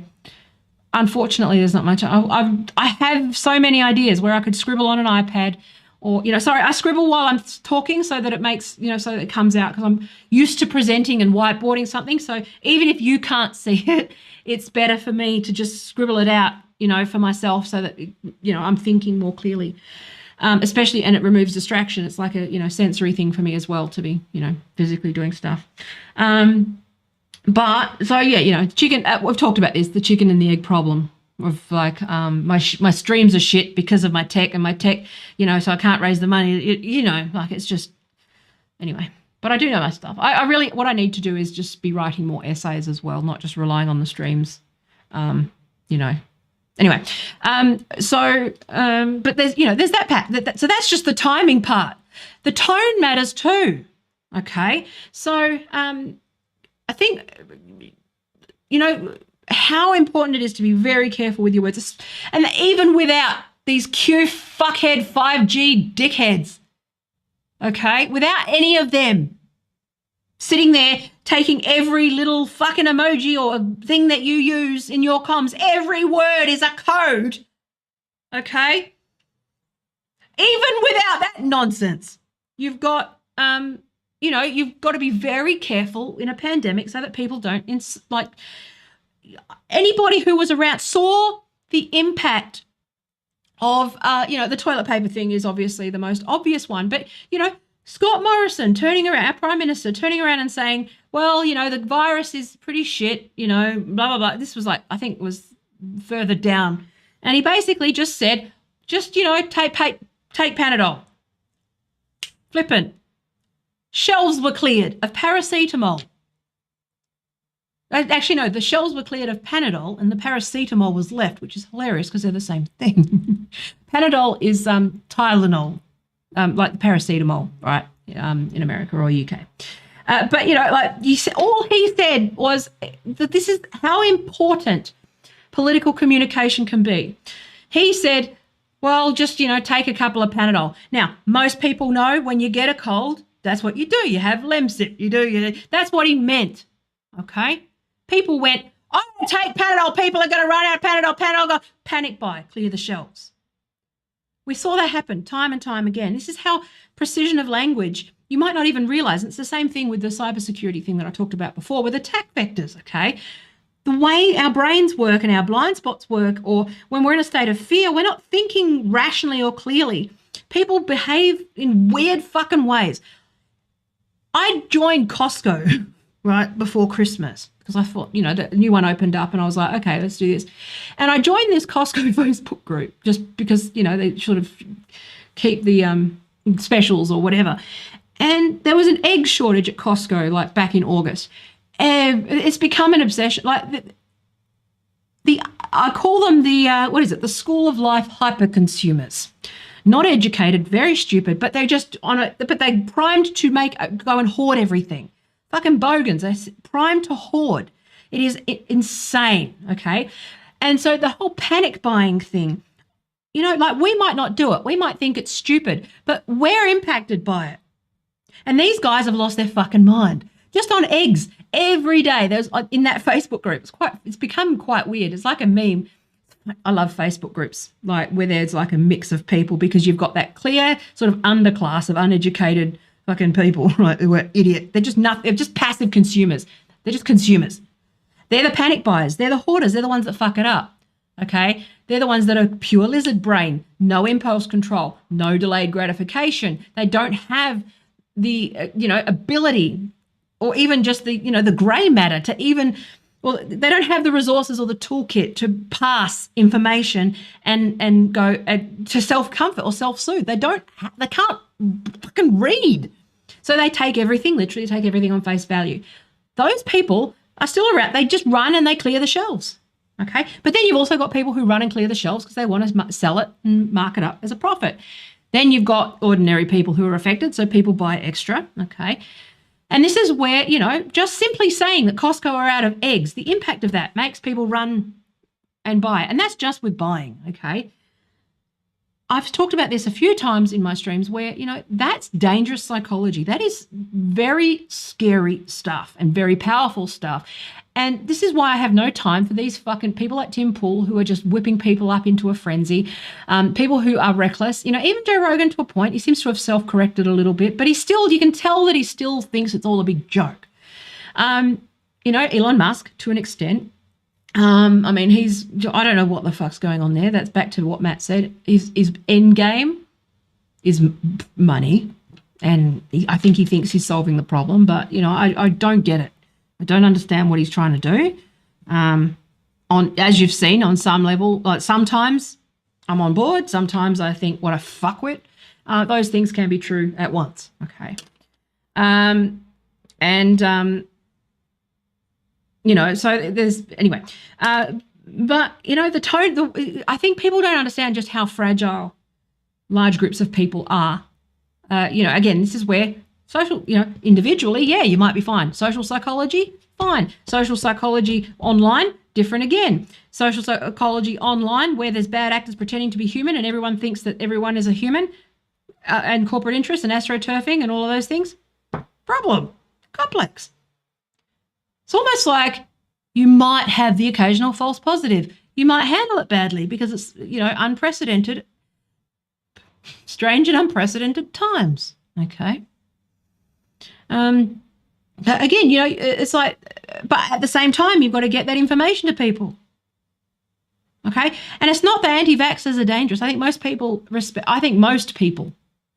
respect, other than the fact that, unless you are like a Taylor Lorenz person, but even then, I think a lot of it is performative. At the end of the day, most people have family members who, had, chronic illness or were vaccine injured or, questioning those things. And, I think most ordinary, non-moronic, people like, the people who don't run and panic buy eggs and toilet paper and ruin it for everyone else, who are just pure lizard brain because all they do is consume TikTok fucking 24/7. They're passive consumers. They don't fucking think ever. They're the people who just, even in their jobs, they just do what they're told all day. They don't do that. That's how capitalism is structured, for most people to just take orders and do the thing, and take orders and do the thing, consume the thing, take orders, do what they say, operate in fear. You've got a media ecosystem who's operating in the business of fear, anger, drama, spectacle, narcissism, fucking ignorance, okay? And even those that are trying to do the right thing and operate within that system, like for me, my biggest challenge is, distilling some of these concepts into rhetoric or, short form or tweets or whatever. It's very difficult to do. You've got to be very precise. And, it's difficult to do if you're doing copywriting for an ad to make it that precise, okay? It's even harder when you're under pressure and you're at the mercy of your own fight, flight, freeze, or fuck, okay? Those things, we're all kind of, this is where, we've got to do a little bit of forgiveness. And also, but you've really got to start looking at like I think when you look at who really deliberately just benefited and tried to fuck things up and, who merely disagreed with all of the, the things that were in place, that's a cop-out, okay? The people who, and this is why I'm surprised that comedians don't understand this. There are a lot of, I suppose, hack comedians. There are hack comedians and like comedians who are, I love studying comedy. I'd love to do more humor work. Again, it's just being stretched too thin. But, there's the hack comedians who are, cancel culture, am I right? Read the room. It's like, yeah, okay, we get it. But a good comedian works with tension and release. Join my OnlyFans, become a patron.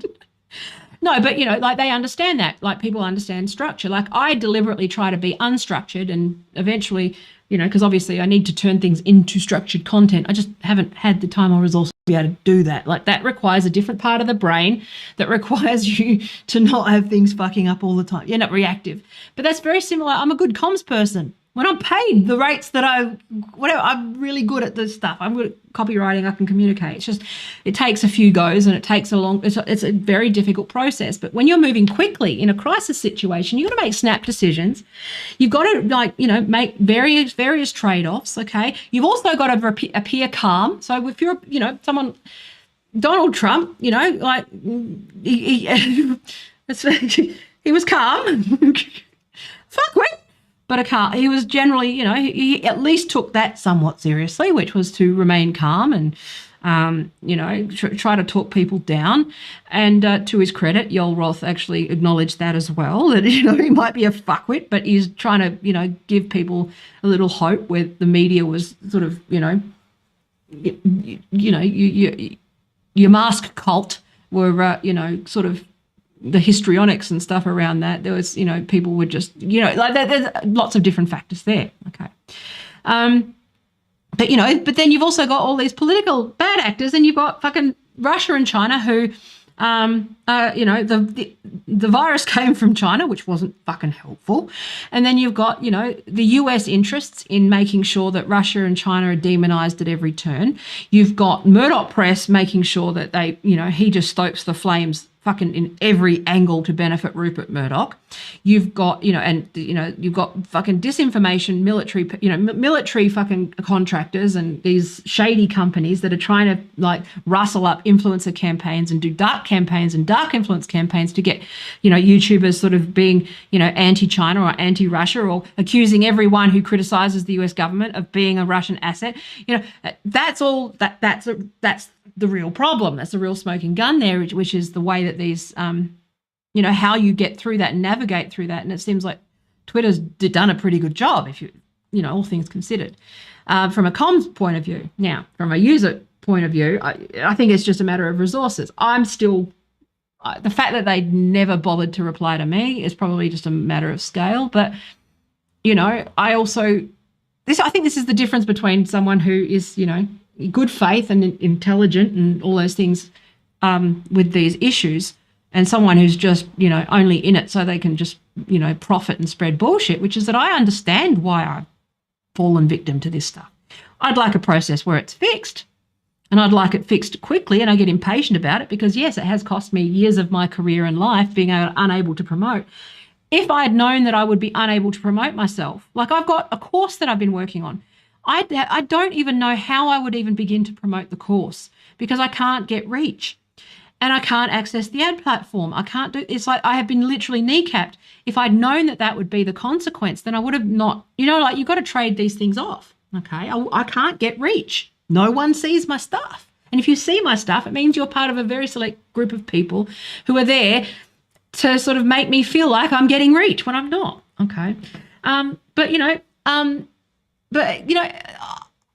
think you've seen the difference, sort of a hack comedian and a hack journalist versus a real comedian, a real journalist. Real journalist understands comms theory. They understand timing. And I think that this is also where there's this whole, the media's not talking about this XYZ issue, which is that sometimes talking about an issue is the timing's not right, or it's taking longer to get to answers. So, some of those slow burning issues, they're still emerging, like the whole gender thing. Like what we knew in 2016 and 2017 is vastly different to what we know now. And if you're still harping on about things that were going on in 2017, then I'm sorry, but we know, and the woke shit, or we know what it is. The research has come down the pipe. We know about this, the astroturfing and bots. We know, like I said, hijacking of hashtags, the hijacking that occurs from interest groups on social media. We know about troll farms. I've been talking about dark agencies and dark patterns, and, watch who's not talking about any of it. They just turn a blind eye. It's like, well, yeah, they're doing it, but I'm not. And it's like, well, no, this is a problem of, comms. Now, this is where timing comes in. This is my dilemma with some of my course stuff, which is once I give people the information, they also then have a step-by-step guide on how to manipulate the system. So this is one of those problems, right, that we're constantly there's tension between lots of competing factors, and it's like people were dying, millions of people died and were dropping like flies, okay? America, okay? Unbelievable. But, this is the problem with any kind of comms, right? I wanted to show you the CDC's comms thing, but I can't. I'll just link to it. I'll try to do a post sometime in the next 6 months that sort of summarizes. In an ideal world, I'd be able to prep for a stream. The stream goes smoothly, so I actually, don't look like a fuckwit. Then be able to follow it up and write, a piece to accompany that thing, and you get access to resources, but it's just not feasible. That shit requires a team to do. And anybody who pretends that does not require a team is full of shit, and they're lying that they haven't got a team. They've got a team. Okay, they've got someone helping. I know how long things take. I'm better at it than most. I'm more efficient at these things and better at comms than most. I can shit out an essay in a morning. Okay? I know how long things, and I'm unusual. Most people would take, like if people commission writing, when I've commissioned copywriters before, okay, you can take up easily a week for, a basic article, just, for research prep and all that stuff, let alone a stream, let alone editing, all those things. I know how long things take. And so, be more suspicious of the information, which is that, someone like Tim Pool, who's recording, 8 videos, how many videos a day and a 2-hour stream, presenting himself as an expert, he's not. He's not trained. He clearly hasn't done a comms course, because his takes show that he hasn't. He doesn't understand the timing and things, right? I do shit out essays. Like if you actually read some of my blog posts and stuff, people are constantly surprised that I write them, their stream of consciousness. Like my problem is once it gets to second draft, I need an editor, because I get bored and I move on to the next topic. But that's one of the things I've committed to this year to be getting better at, which is to focusing more on form and doing more drafts. I'm wondering, I think AI might be useful for outlining those things, because my ADD, I got, tangents and those sorts of things. AI outlining might be useful for that, which is where I write the bulk of it and then have AI kind of structure it a bit more and then do a third draft. So maybe AI can help with the second draft and then I can polish with the third. And I think that's the good use. I mean, you can't, AI is a good tool for that sort of stuff, right? Because I've got to get it. The problem is I would do this full-time, all the time, full-time. I would just write, I'd put out material. If I was employed by someone to do it, or I was funded to do it, or I had the resources to do it, I would do it. But I just, like, as it is, like I said, I've got to go, after this, I've got to go and do fucking website troubleshooting for a client, like WordPress shit and design shit. And it's like, ugh, you know, I'm stuck. It's what, you know, it's one of those things. So I don't think anyone's paying for Taya's ideas anymore, especially in Perth. It's just, you know, but, you know, strategic comms is, you know, difficult. But yeah, there's a lot of factors. But again, this is a good faith reading of this stuff is that they were, you know, it's tricky. It's fucking like, and also you got the problem, I think I mentioned this before, problem of manpower, okay? You know, to have the moderation, you know, the ability to moderate manually at scale means you'd have to hire more people, which they should be doing. But that's where the whole, you know, capitalism and shareholder shit comes in, and Twitter going private might make these things better. I doubt it, because he's an engineer and doesn't understand this, but, you know, and ultimately he's a capitalist. You know, you need to hire more people on the ground for moderation. Now, that presents other problems, which is that then you have more people exposed to traumatic content, more people exposed to abuse and all those most egregious things. So then you've got to put an AI in place. AIs aren't very good. AIs can't read jokes. You've got, you know, you need a process. You can't just have... See, the problem with this, you know, level 1 support not having any discretion is that if level 1 support do have discretion, that's a risk too, which is, as you've seen in the gender debate, you know, 1 or 2, you know, wokey fucking juniors can turn around and just destroy entire careers if they really wanted, if they had that seat, right? And that's something that level 1 support is a junior position, which means that it would be younger people, which means that they wouldn't have as much experience. They would have probably lower tolerance for, you know, divergent opinions and all those sorts of things. This is... But, you know, and that's assuming they're in the United States. If they're overseas, then, and English is a second language, and there's different cultural, you know, there's cultural differences. Like if, you know, let's say, for example, that, you know, you offshoring your moderation to Nepal, okay, then you've got other things where, you know, the misogyny, you know, there's misogyny there. Like I had, you know, people, they don't think women are equal. Okay, and so therefore there's going to be a bias in the discretion of that moderation team. So even if you replace it with humans, you're going to have, you know, and if you offshore it, you're going to have problems. You're going to have, you know, either idiot, illiterate, fucking, you know, people in America. Okay, you're going to, or, you know, you're going to have, or you're going to have to pay, you know, mid-senior people at level 1 support for Twitter, which I think, you know, that's the ideal, but they're not going to do that. We've got to live in the real world. You know, they're not going to hire people like me for, like, you know, moderation. Okay, it's going to be done by AI. And it's all, but then you've got to work with fucking people in their early 20s. They're going to have biases against people, you know, middle-aged women. They hate their mothers. What are you going to say? They're also, in America, there's a class divide and, you know, all of this fucking woke shit. There's sort of, you know, the culture wars has sort of infected every level of every organisation in America, you know, in varying ways, because, you know, the way that, you know, like that's going to affect your staff. It's going to give them bias. So then you need a process to ensure that, you know, the humans are likely to be a lot more biased than the algorithm. To, you know, they're not unbiased, but, you know, at the same time, anyway. I'm using AI generally. There's lots of different, you know, I'm just saying AI. But then you've got, you know, so if you give them discretion, then they have discretion. If you don't give them discretion, then they're going to make decisions that go along with the decisions of AI and park it like further up. You're also talking about questions of scale, like billions of tweets, you know, hundreds of millions of bot accounts cancelled every fucking day. You got all these things. Then you've got the political forces and all those other things. And you've got to sit down and go, okay, how do we get people vaccinated who want to be? Okay, because again, in a comms plan, there's always a risk. It's like, well, you're going to get resistance. Of course you are. They know this. It's in the strategies. I know this. There's going to be an uptake, but you want as many as possible. That KPI, that goal is to get as many people vaccinated as possible. Okay, and, you know, with all these forces.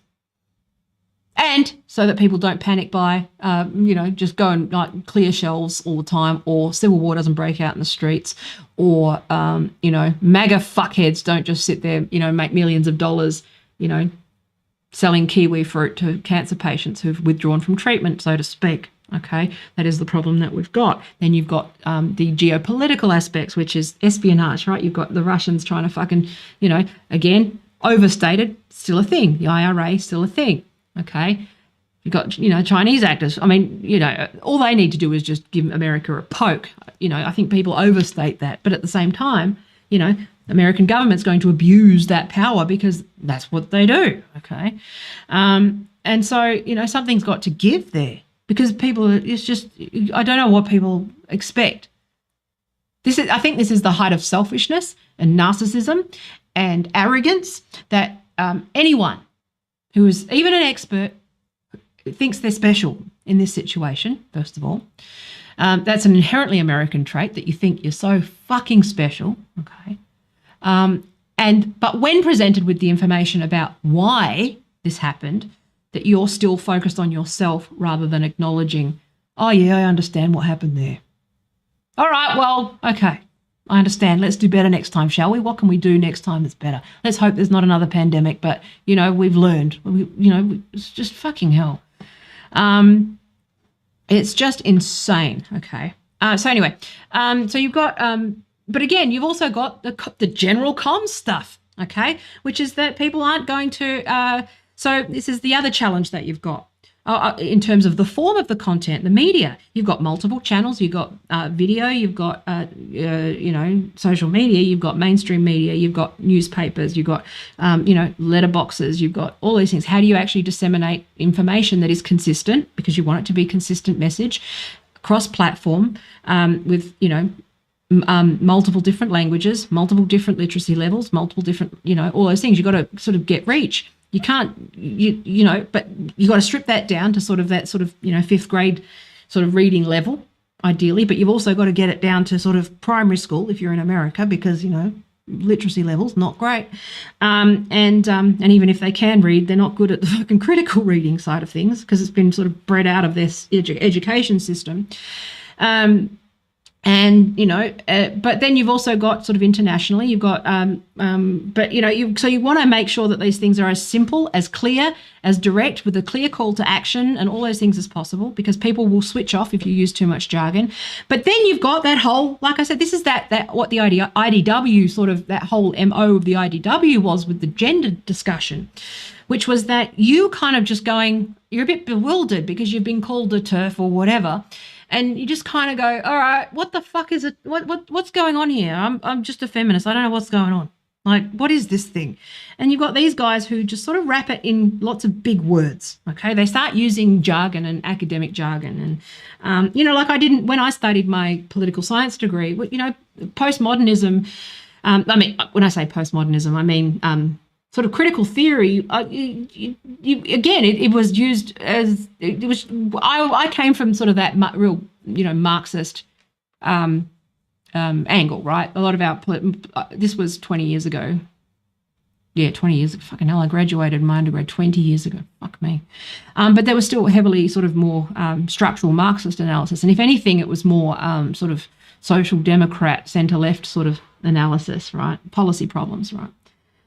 Which is how it should be, it's all process of varying competing issues and how do you sort of get cut through and change and, greater good sort of stuff. This is why quibbling over philosophy is pointless. It's just pointless, especially in the hands of idiots. Oh, hi, Val. How are you? But it's, I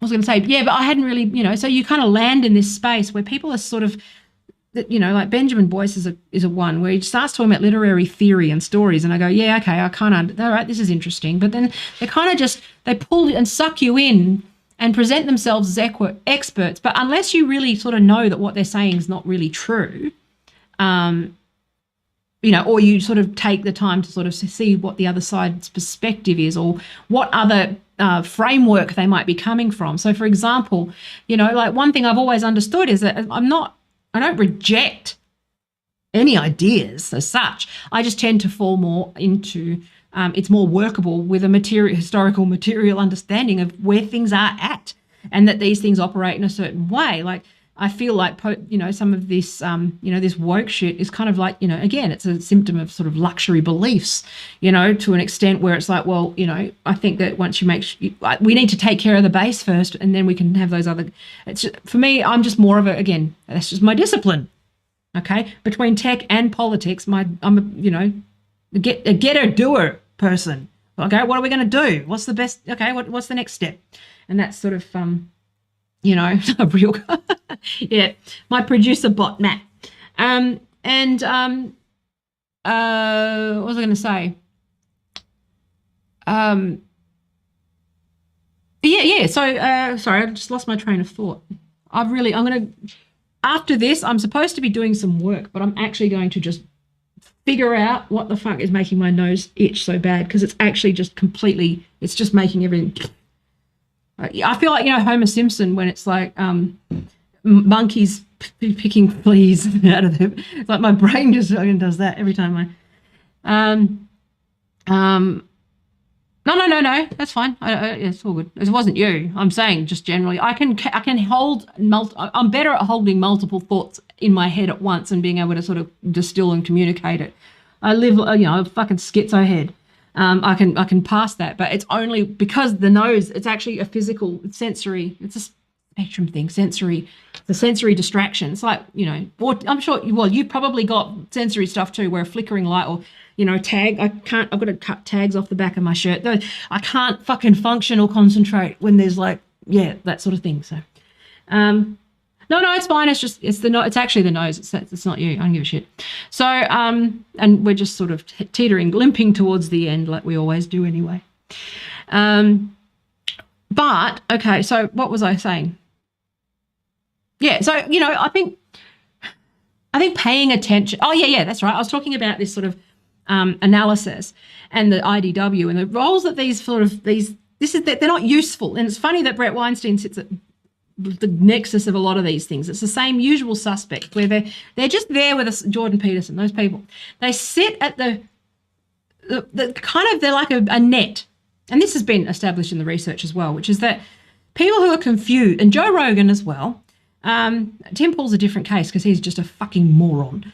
But he also has this ability to present himself as intelligent and an expert. He's just, you know, he's a con man, right? Different thing.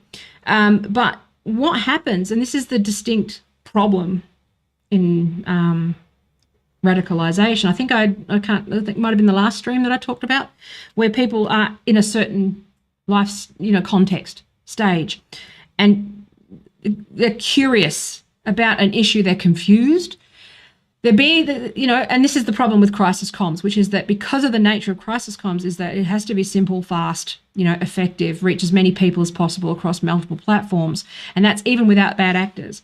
You've got middle guys who aren't helping matters because they're turning around and in the context of all this simplicity, right? Much like, you know, like I think that the mass formation psychosis thing is the best example, which is that even if you are not actively as part of like a malinformation or disinformation campaign, you're being used and nudged and having your audience pulled in that direction anyway, bad actors, if it's in their interest to do so. Because the nature of crisis comms is that, like I said, you have to make it simple, fast, cheap, you know, easily digestible, get people to behave. You know, you're trying to get people vaccinated, trying to get people not to not think about it, but just to not get spooked or not sort of second guess things and not get confused. You want the certain behavior change, you want to get it done. So the people in the middle there who are just sort of merely disagreeing with the CDC, there's no merely to any of that. That's a big deal because what you're doing is going up against, you know, comms theory, what's learned before, the WHO, the CDC, the consensus. You know, the bar has to be higher. And you also not having comms can also, you know, incite panic, cause behavior change that you might not have anticipated. Again, it's that whole thing where, you know, you might have discovered that fruit causes cancer, but saying fruit that fruit cures cancer, that's going to make people withdraw from chemotherapy because that's a shittier, you know, people are they're already vaccine hesitant. Everyone is. You know, but again, it's timing. Okay. It's not so much about the suppression or censorship or anything. I think a lot of it was just that you didn't respect the fact that what you could say actually, you know, confuses people. Okay. It's not, you're not, and that's aside from the fact that most people, you know, you're making claims that aren't proven and there's no evidence and there's a process to follow and time. And a lot of the research and learnings from, you know, COVID, I'm sure we'll do better next time, okay? A lot of those things about what worked didn't work, like with Sweden and lockdowns and, the impact of longer.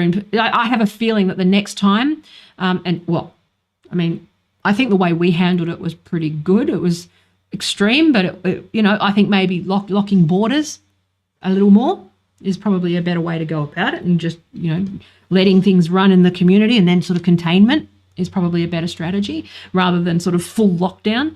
But, it's, but we didn't know that. There's things that we knew and things we didn't know. And social media was kind of like an unknown, right? A lot of the, the pandemic stuff, like I said at the beginning of the stream, was from H1N1 in 2009. And that's when, Facebook had a graffiti wall, and, Twitter didn't. I don't think Twitter even had a hashtag back in 2009. Oh, no, they did. Did they? I think 2009 was they didn't have replies, and they didn't have hashtags. You had to @ people. And, this is how immature they were. They didn't even have really an algorithm other than, they didn't have those things in place at all in 2009, let alone, so people were doing stuff on the fly. Twitter were doing really fucking well, given the situation. And honestly, I think that you're a bit of a prick if you think that it's just about you in this instance. But, that's a common trend. It's all about you and your fucking next paycheck. It's not about, again, it's that instant gratification of a toddler or a fucking, person who is, the instant gratification versus delayed gratification. Okay. I'm now talking about this. I've got a lot to say about what happened the last few years, but I haven't, because I didn't want to be responsible for, accidentally sharing bad information. I've been waiting for the research to say what I want to say, which is the evidence suggests blah, blah, blah. Again, but I'm not going to speak with authority on anything other than my area. So the evidence suggests, based on the Twitter files and based on comms theory and based on all these things, that the outliers, maybe in retrospect, it might have been a false positive, but I think unless you are completely fucking moron-brained, okay, you understand why. Now, I said this in the last stream, there needs to be some remedy for when they fuck up, because destroying someone's career and life and reputation, in that manner, that's years of someone's life where they've been gaslit. That was obviously the wrong, the unethical part. Again, the lack of transparency, I think this fits in with comms theory too, which is making sure that people understand what you're doing, why you're doing it. You are you don't commit. This is, again, Rachel Maddow, communicator, should know this. She should never have said, that the vaccine stops it dead in its tracks. It's not something you should say. But you also have to be conscious of, not planting doubt. So, that's a constant balance between sort of confidence and, over-promising. So you've got to, those factors. Patreon accept Costco eggs. I don't know. I'm still perplexed because there's always eggs. Okay, it's winding me up. So there's like Costco eggs, and they're because they're trays of 30, and they're actually really nice eggs. Like, they're beautiful orange yolks and the free range eggs. But so they got them in cartons of 30. But aside from the fact that they're nice eggs, we've got a slight egg shortage sometimes, and I consume a lot of eggs. Like, it's mostly it's a big part of my protein, and we've never had a problem getting eggs. Like, I don't, and it's roughly the same price. It's just strange. Bogan's going to bogan, redneck going to redneck. It's just a bogan thing. It's just hyper consumption. I think of like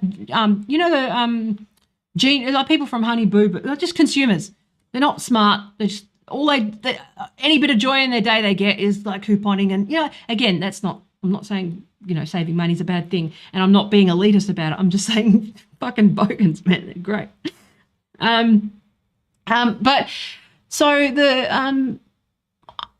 this is my concern, is that people are going, again, censorship bad. Yes, of course. And this is where it's like Louis C.K., of course, but maybe, right?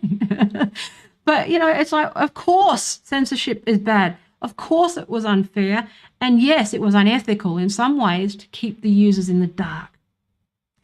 But at the same time, with people being conspiratorial, okay, with people already off on Pizzagate land, off with fucking, all this stuff with Epstein, all that stuff. I'm wondering whether the Epstein stuff might come to light in a couple of years, and maybe whether the that stuff will be released later, mostly because a lot of it is sort of just trying to contain Q, right, and contain sort of that paranoia. And again, it might just be a timing thing. Again, I try to assume the best of people and assume that people are trained and competent at what they do until, that's not always the case, okay? But I try to assume that people are people, but people aren't completely retarded either. And I think someone who is completely reckless with their communication to a wide audience does need to pause. And I think anybody who thinks it's a big joke is either, like I said, they're either very, very stupid or stand to gain from it. I don't understand how people don't take these platforms seriously. Part of like I said, I didn't talk about any of this stuff. First of all, because I knew, because I was being mass reported by fucking anime bots all the time, and and I couldn't get through. I was just, wrong side of things, because I started to talk about misinformation bots and troll farms and shit. They go, well, go after me. They see me as the boss fight, okay? Because I can't be fucking nudged. So they just every 3 months or so, I'm on a list, and I'm on this list of nudgeables and persuasion score. Somewhere I've got a persuasion score somewhere, mostly because I entered a debate unwittingly and I didn't realise, I miscalculated. Otherwise, if I'd known what I know now, obviously I would have handled the comms differently. But that's even as someone who knows what they're doing. I misread the situation, and I didn't have all of the information, which was this sort of aggressive abuse of theory. The Murdoch ecosystem. I mean, everyone knows about that, if you read. But but this whole sort of decentralized malinformation networks who exist purely to try and undermine institutions, and that's inherently fascistic. And part of the radicalization funnel is to disconnect you from your community and your institutions, and they run parallel institutions. And we've seen that sort of play out with the far right. Okay. Yes, people of Walmart. Yeah, exactly. And I say, see, the thing is, there's also that, there's that line between, looking down on and celebrating. And I love bogans. I would much rather hang out with a Walmart hardcore fucking bogan than Taylor Lorenz any day of the week, than an insufferable corporate nightmare than any day of the week. I prefer much more genuine, no agenda. They're just frustrating because they're sort of always in the, like my family, like that, always just impulse. They don't pause. There's no pause. It's all lizard brain shit. But those are the people that we've got to protect and look after, and take care of, and they're easily exploitable, right? But balance that in a way that's not condescending or paternalistic, or make it sort of you've got to be benevolent but not malevolent. Okay, and sometimes when you're trying to protect against malevolence, you in a benevolent way, it has it ends up being you miscalculate, and you cause more problems than you intended. But this is this is again the problem, which is that you've got these people where you're trying to communicate things directly, simply, clearly to mass media, to production, with a hostile media, with a polarized media, with a fuckwit president, who speaks recklessly, the I word, the horse medication thing, people act on it, right? And you can't be doing that. That could be incredibly dangerous, okay?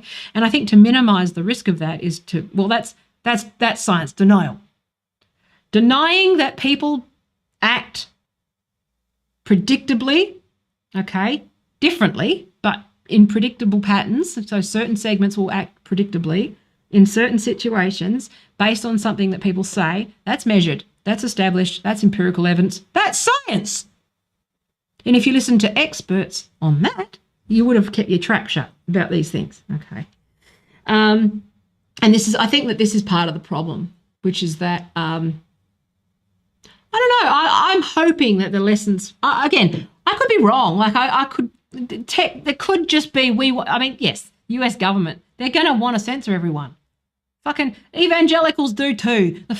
All of the US government wants to censor everyone. Read your history of censorship. If there is one thing they have in common, it is to fucking censor everything and be upset at everything. It doesn't matter what side you are, and rewrite what words mean. That's the United States. That should be their constitution. Not freedom of speech, but being fucking like, won't somebody think of the children? Okay, that's the United States. And, moral panics. Moral panics in particular are, they're uniquely powerful, ingrained in the United States. It's that sort of bastard child of Puritanism, fucking, corrupt media, anti-communism hysteria, the political system, the politico-media complex, all these sort of corporate interests. It's a perfect storm for moral panics. And so what we're actually seeing is just lots and lots of moral panic over everything. And this is what when I was talking to Bridget, we never went live with that because we kind of it was too long. We're going to do a do-over at some point. But I mentioned on Bridget's, when we were talking, that the difference between sort of Australia and America is that America is always at an 11 on some sort of moral panic. There's always some panic or emergency or everything, because through the media or through whatever, there's always just at 11. Whereas with Australia, we're kind of, like we've got Murdoch, but everyone knows Murdoch's a fuckwit. Most people are fairly chill. We operate, there's people that, have anxiety and stuff, of course, but we're not as prone to catastrophization. So, Australia was sitting at 7. Okay, we're kind of in the panics. We're not big. Australia's not big on moral panics. We can't be asked. It's too hot. Okay, but but because when you've got nowhere to go. Once you get to the sort of, when you're in a constant sort of state of arousal all the time. It's a constant state of arousal. Whereas in Australia, we were more like, okay, well, all right, well, they're pretty serious. They must be serious. For the most part, there's obviously that portion of the population who are consuming sort of right-wing media and, Palmer media and all those things. But again, they were just bad actors trying to get themselves elected, okay? They didn't have the electorate's best interests at heart. Most public servants do have the people's interests at heart. I remember a friend of mine who's a policy person in government, the despair over the fact that, bad actors in the evangelical churches were literally targeting Indigenous communities, remote Indigenous communities with disinformation like pamphlets and brochures and all of that sort of stuff, saying that the virus is the tool of the white man and that they're using the injection, that they're using it to, further colonize you and attack, wipe them out. And, and also there was the other strain of ones where it's like, no, you just need Jesus. They used it, Jesus will save you. Not the vaccine. This is a very real problem, and people were being killed and hurt. Especially in the Indigenous community here, where high rate of diabetes, obesity, those kind of lifestyle diseases that come from intergenerational, colonization, right? Much like Native Americans in the US without casinos, right? So our Aboriginal population are particularly vulnerable to lifestyle diseases, for lots of socioeconomic factors, and it's not a predisposition to these things. It's just again biopsychosocial, very complex. So the kill rate was higher. The death rate was higher, and also, they were more vulnerable, and also because the way that Australia is laid out is that you've got sort of remote communities. So you've got, I think Australia is different because we're so sparsely populated and we've got centres. COVID will just rip through a town, okay? But also because there's so much distance, you can actually not be exposed to as many diseases because of the way that we're spread out. We're sort of socially distanced by design, right, and by nature. But it's just like, but this was actually a real thing, and Murdoch Press was absolutely not helping. They went to war with, and ScoMo, you being opportunistic and failing at every turn. the corruption, get money to his, all of the stuff. And so I think that when you put stuff in context, especially a global context, not just in tech, but global, it's like, is it really that important? Yes, it's an important issue. I agree. Censorship's bad. But what's your answer? How do you keep everyone happy? That's the question. How do you communicate and get people? See, there's going to be people where you go, how do you get people vaccinated? Well, so, okay, well, all right, let's just ignore that. You don't want to get vaccinated. Okay, well, that's fine. Don't.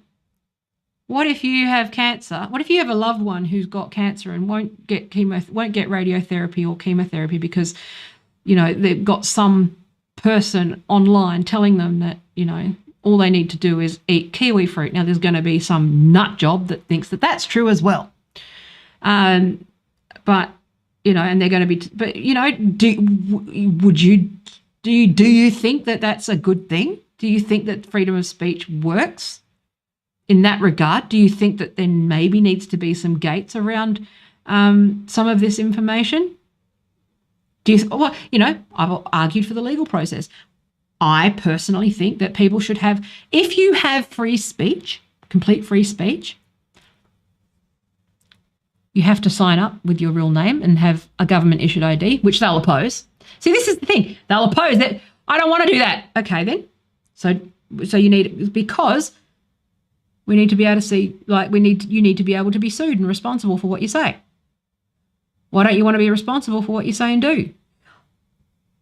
If my family member, my husband, let's say, my husband's not an idiot, but let's say my husband got cancer and had, a small window of opportunity in which to accept treatment. He died and left our family unsupported financially, okay, and life insurance wouldn't pay because he declined treatment, okay. I want to be able to sue the people who fucking, got in his head like that. I want names. I want to be able to sue them, okay. That's how you have free speech, because once you have you need to have free speech, but you also need mechanisms in which you are accountable for that speech through that. You need a process. But no, government's illegitimate anyway. What's your solution?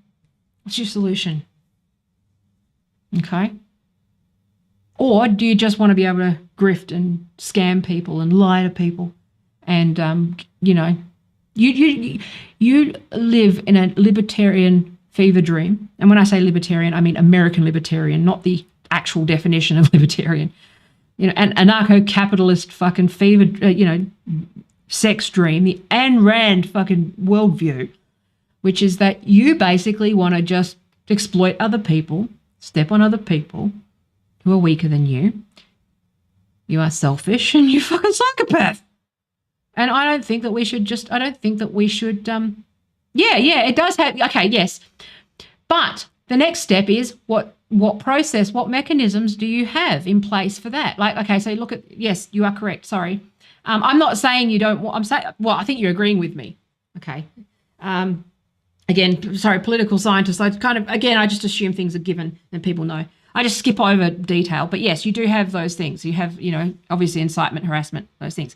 But what you need is, okay, I was straw manning the argument that government is illegitimate, government regulation is illegitimate. You can't have a global government. You can't have a national government. You can't have censorship. So you need a process. You need some way of people getting a remedy and someone to mediate that process. And I'm sorry, but it just doesn't, again. So yes, incitement, harassment, obviously those things are claused, but what do you do? Those channels, how much do you, I would sue Twitter tomorrow over the way my account's been treated, but I can't afford to. Can't get a lawyer. Defamation law, notoriously impenetrable and inaccessible. So you need to make these things accessible to people. If you need to make these things accessible to more people, all right, who performs that service? Tech companies can't, because that's a conflict of interest. That's too much centralized power where they've got a commercial interest and also, they've got a conflict of interest. How do you solve that problem? This is policy. This is the next step. Who mediates that? The courts. Okay, yes, but then you need lawyers Okay, so you need a more court system. More investment in the court system, more judges. So that means you need more people going to law school, which means you need more people, legal training. You need people to do more administration. That means then you've got a big bureaucracy, but you're anti-government. See what I'm saying? That's my point. My point is, okay, yes, we agree, but the next level is how do you actually execute and implement these things? You can't have it, and this is maybe the theme of the stream, is that yes, it's one thing to say I want this one thing, but in the context of other things, it's triage, and you got to go, okay, well, this is why this libertarian shit is retarded, because it's just so cherry picked. It's like, well, no, because it's not how the world operates. You need courts, you need a process, you need people need access to law. They can't you have, and also. You could say, well, we don't need lawyers. Okay, well, what about people where there's an imbalance of power? What about someone? What about me arguing with a Costco bogan? I'd have them for breakfast in a courtroom. Okay, now yes, mediation process, those things. That's why working in mediation and those sorts of things is a really good step. Like I think having systems where you can mediate disputes over defamation, or have some sort of, like I said, ombudsman. Like again, you probably need to watch my previous thing about this last stream. But there needs to be some process in which this is a fundamental concept of tort law, of civil law, and even criminal law. Like so, criminal law is from the state, but these things are increasingly overlapping, and that's the problem. It's also that gap between criminal and civil law. But in civil law, like a fundamental principle of civil law is that, you want remedy for harm. Like someone hurts you, you need to have a recourse, and that needs to be corrected. There needs to be a payment or some sort of remedy, in proportion that helps to sort of, the principle is to return things to they were before that happened, right? So, most of the time damages are money, but, it's, you can't just go, well, that's wrong and have no remedy process or legal process. And that has to be backed by bureaucracy, has to be backed by higher taxes. It has to be backed. Now, you see what and how do you enforce it? This is the thing, right? So it isn't well defined, and that's, okay, so let me just read the full thing before I react to your chat. So it's not well defined, and even when it's clear, the litigation system is too bogged down for it to, exactly, so that was my point. So this is the thing where also when I mention sort of the geo, I'm talking about the US mostly because this is a lot of this stuff. I think I need to be clear about why I talk about America from Australia, which is because we're a proxy, but at this point we're de facto American state culturally. I think people don't understand sort of the influence downwind that American politics has. But a lot of this stuff is coming from there, and I'm trying to explain to other people sort of, and also other Americans, because Americans don't know. I just happen to have done my thesis on, I know a lot about like Bill of Rights and American Bill of Rights and Australian Bill of Rights, all those, sorts of things. So I happen to know a lot about that stuff. But what's happening in the courts in terms of process with the GOP, if you look at what's going on in some of like the circuit courts, right? If you look for, if you want to look at the backlog of cases in the circuit courts, I think people really have no concept, again, of like the volume of bad faith cases that are being initiated off the back of COVID, and just in order to dismantle the federal government, because there is this radical extreme wing of the GOP who want to just dismantle government, and it's mostly evangelical Christian like faction, those sorts of people. They want to dismantle the whole fucking thing because basically they object to the fact they can't teach creationism in schools, and a lot of this stuff is just they don't see the legitimacy of any of it. Okay, and they just don't. The war on public education really does come back to that same old battle, which is teaching evolution in schools, LGBT stuff in schools, teaching about racism in schools. That the objection comes from there. Okay, and segregation, the history of segregation. Now, obviously the history of secret Nazis and fucking so many different fucking factors. But I'm just saying, I think people. I think it contextualizes some of the messaging around COVID and disinformation, because this comes back to the topic of the stream, which is, roughly around strategic comms, which is with strategic comms, you've got a goal, which was, the goal. If it's not the Democrats and the military, let's just park all of the fucking fascistic fuckery and assume that Hillary Clinton is the good guy. Okay, let's just assume that let's just park it. Let's just be as charitable as we can and assume, and the Democrats are the good guys, and everyone's doing their job. Okay, let's just park it. On one hand, you've got a government, a legitimate government who's been elected, and hypothetically been elected, has the mandate of the people. Everything ran smoothly. That nothing was whatever. Okay. Let's assume that they're just they're a government under attack by domestic terrorists, which I would actually agree with some of that. Like, securitizing your citizens is not really a good thing, and the media, but there is a role. The problem is that responding to this idea that disinformation or domestic terror or these things aren't a growing problem.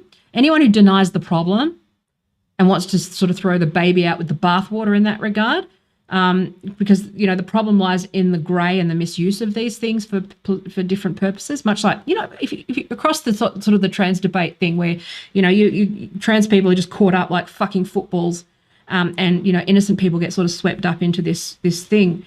But it's ultimately not about the trans people it's about being swept up into this GOP ecosystem that's, like the libs of TikTok attack on schools, so that they can just dismantle public schools and get back to, being able to teach abstinence and, religious stuff. Because you can't teach religion in schools like under the Constitution. It's unconstitutional to have a state religion in the United States. Okay, we've got under God here. I think we've got the Christian stuff in our Constitution. I can't really.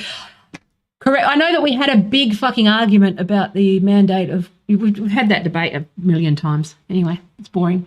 But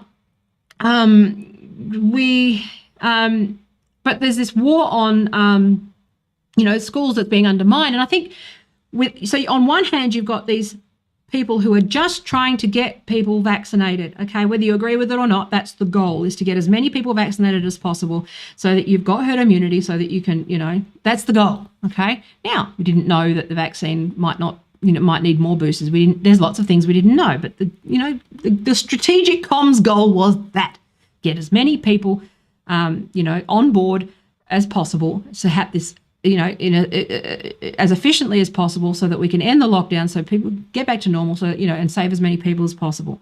On the other hand, you've got people who are actively undermining not only everyone's trust in that, trying to get people to doubt all of these things. Okay, whether there is doubt or not, it's kind of somewhat like secondary and irrelevant. It's more about the interest, but their interest is not. It's a secondary interest. It's more that they're using your confusion as a tool to get their ultimate aim that you would not necessarily sign up to if they said up to you, oh, do you? So like with your typical radical feminist would go, okay, this is the thing that I've ranted about this before, about why you're voting conservative if you care about women's rights. It's stupid. It's like, if you care about women's rights, you care about aged care, education, healthcare, welfare, childcare, all those sorts of things. And that's like, they've butchered that shit. So, how are you pro-woman if you're voting for that? But they hijack your emotional response to that shit and make it think that that's the only issue that ever existed, and you get tunnel vision and confuses you, and like you get whiplash. But their goal is not because they give a shit about women. They don't care about the issue. What they care about is getting your vote and getting you to sign up for something like more funding for private schools, religious freedom bill, pro-evangelical fucking bullshit worldview stuff, okay, that should be out, like the fact that we have an evangelical prime minister is a problem, okay. I don't want anyone to be our prime minister in a pandemic who thinks that fucking Jesus is coming to fix it and he wants to expedite that process. That's not how, it's a conflict of interest. But, it's like, you can be a stakeholder like everybody else, but absolutely not. It's just one of those things that but secularism is important. But what you've got is, it's being clear. Like, I think the thing about the government is that they're at least have been clear about and honest about their goal. The goal was, we want this many people vaccinated as possible. We'll do whatever it takes to stop all this other stuff. These guys are lying to you about, they don't care about you. They care about their own wallets. Now, then you've got the people in the middle, obviously, who can't read a room. Academics think that they fucking shits don't sink. And, that's, they think that every thought they have is the smartest and most profound thing that they could ever say. And just because they say it in a certain radio voice and they make it soothing and they do all these things, that, maybe if we use lots of big words and we talk about, they do that sort of soothing tone, you feel better because you feel soothed, okay? You're traumatized. And someone is sitting here calm and going, I'm here for you. Those guys are saying simplistic things, but I've dug deeper. I have more information for you. Come this way. You see what I'm saying? Like, this is a real problem. Yeah, I think, so it is superficially, but you've got the amendment, which is the, is it 14th? One of those. So half the founders didn't want, exactly. So this is what I love about, as much as I slagged off America, I have a great love for the foundation of America. I adore it. I'm sad that it goes in this direction. It might just be like, this is, I think from a political science point of view, I think people don't realize that, prominent political scientists, everyone just disagrees. It's always debate. Everyone disagrees, right? They're not givens. I love that because America just, this is my problem, my beef with journalists and people, these media people in general, is that they act like everyone agrees on everything. And so we don't. Even the left. I love that. Like, who was it that I like quote tweeting people. What did I say? Oh, yeah, was it Pete? It was either Peterson. Oh, yeah, so it was Jordan Peterson. And he's like, the left or something. And I was like, yes, that left wing that's always united and never fights over pizza toppings, or we never fight. The left it's just not our style. It's like, but academics go at it all the time. You could be sitting next to each other in the same discipline, and have really robust disagreement. That's a good thing, and that's like that's the magic of pluralism, right? And democracy, it's great. But I'm more of a fan of pluralism than I am of democracy. Now, I'm not anti-democracy. I'm just not sure. Pluralism is where lots of different competing interests sort of work together and organise to synthesise ideas and come up with better solutions and put their heads together. Direct democracy is fucking naive. It's not workable because you just have such an imbalance of power. You need communism to have a direct democracy. You can't have an anarcho-capitalist world. That's why anarcho-capitalism, they're incompatible with each other, because capitalism is by nature exploitative and has an inherent power imbalance built into it, and it is one of exploitation and sort of cannibalizing the weak, okay? You cannot have a system that is fair and equitable in any way, shape or form that is, under a capitalist structure, because it's just it's not a theoretical thing. This is just this XYZ. I think this is where people get misunderstand Marx, which is that they think it's a wholly theoretical philosophy. They're mistaken for being a philosopher. He's more of a sort of a behavioural economist, and he's more grounded in scientific thinking is what that's what he's grounded in.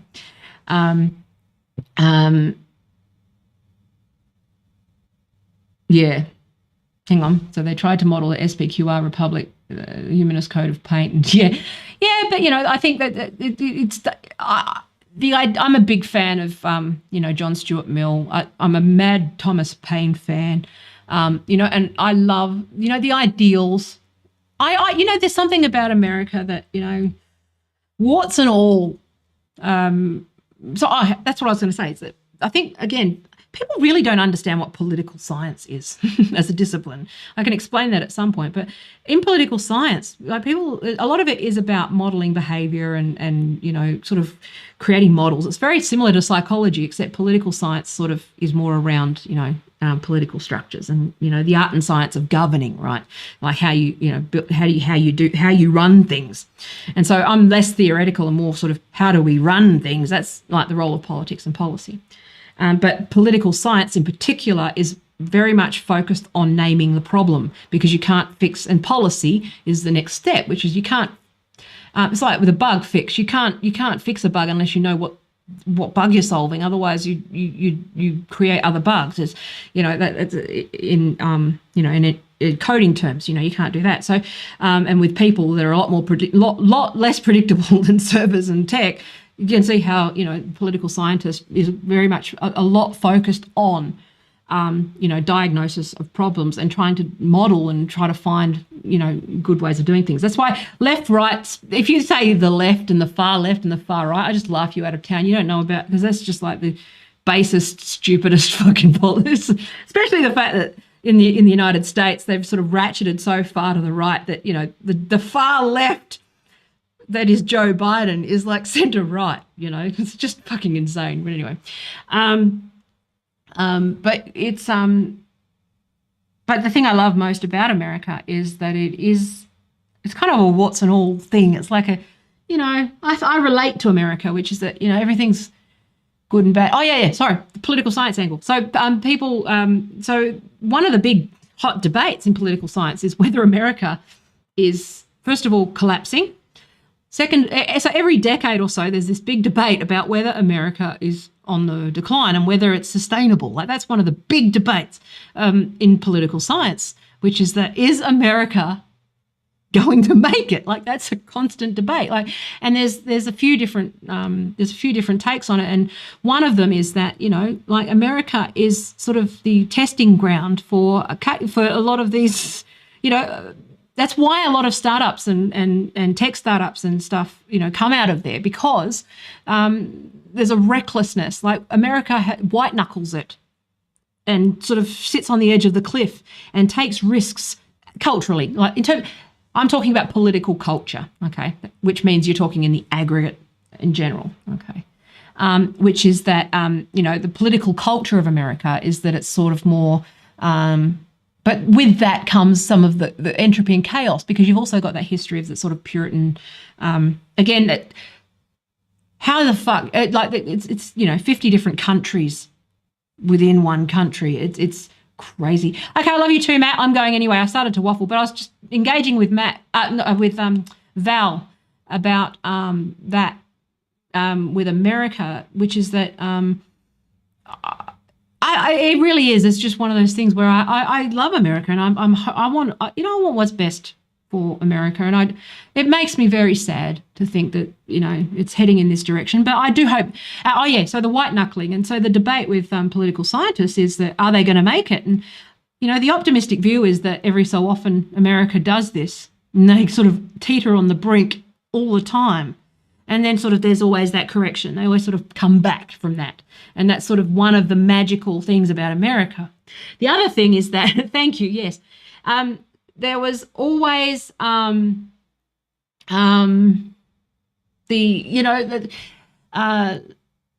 yeah, can't talk about America without vast degrees of complexity, adoration, respect, but also an acknowledgement that a lot of their shit, like Homer Simpson and Trump, it's a lot of them, America has failed upwards in many ways as well. And that's why it's funny, because, and this is just not new for anyone who's been on my streams before, because I've said this, but one of the things that people, Americans particularly with Australia, they say that there's like, we don't have a Bill of Rights. And what it's actually it's quite funny, because when we were doing our constitution, because we had America and UK as examples, and we actually looked at America, and we actually purposely don't. We have fewer laws. We have a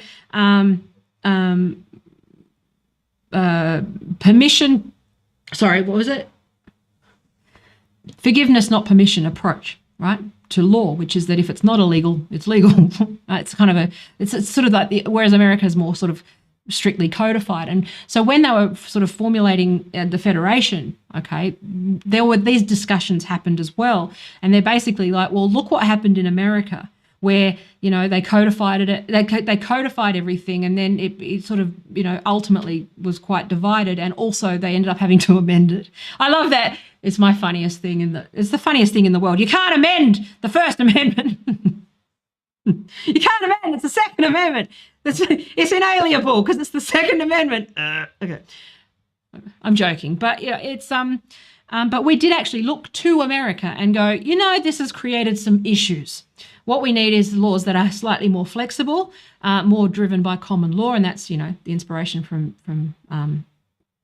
But yeah, it's fascinating stuff. It's really interesting, and you know, like I'm always hopeful, but I wish. I get frustrated when I see ordinary good people get caught up in these things, and they're just parroting stuff that is coming from bad actors, and they refuse to see the bigger picture. Even people who sort of, you know, my channel exploded early, and then suddenly I just got punished because I said, well, actually things are a bit more complicated. And no, you are that guy. You are now a censor. It's like, I'm not a censor. If anything, I absolutely oppose censorship in as much as humanly possible.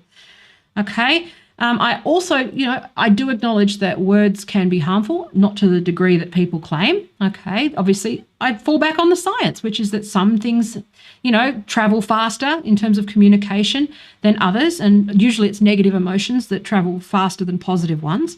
And that's a fact. And so, you know, things like incitement, harassment, you know, lies, they will have more velocity than other, you know, than boring facts. That's why, back to the CDC, why they had to communicate in sort of, you know, simplistic ways. And, you know, but the problem is you've got all these sharks that kind of go, like I said, you know, they go, we've got all the answers. I've reviewed the research. You're just going to need to trust me on that. All of the data that exists right now is saying the opposite of that. And it's like, well, no, because do you know what's going on? Most of the research is still in progress, and most of those papers will not be published for 2 years until they get through peer review. And now those papers are now published, and those books are being, you know, those things have gone through, and now we have the answers. And maybe your timing was off. That's it. Just not the right time. Maybe you just shouldn't cause panic in people, you know. But you're right about the crowd of the public, you know, the theatre thing. It is, you know, basically that, which is, you know, that's the problem we've got. But the problem is that then becomes a cliched argument. That's again, and see, this is the challenge, which is that because I track both sides of these sort of the culture wars stuff, it's fucking hard work. Understanding sort of both sides of all of these things all the time. And it's not even both sides, it's more like fucking 25 different angles, right? Is that even this is the most frustration with, I think, as well, this gender war stuff is insane, right? Which is that most people agree, and most of the questions are innocent, most of the intentions are innocent, okay? They're not, well, at least initially, not done with malice. They're just, you know, curious. They don't understand what non-binary, all these things, right? Don't understand. So people ask an innocent question, and there is like an answer. Okay, so there is an answer, like free speech, you know, shouting fire in a crowded theatre. Yes, that is a thing. In that particular judgment, shouting fire in a crowded theatre has been ruled to be incorrect. But let's define what shouting is. Let's define what crowded is. You know, it starts to sort of splinter off in the semantics and stuff. But you know, so what feels like a valid argument, right? And this is when I'm talking about this at the sort of supreme, you know, superior court level. The semantics become really important, defining that.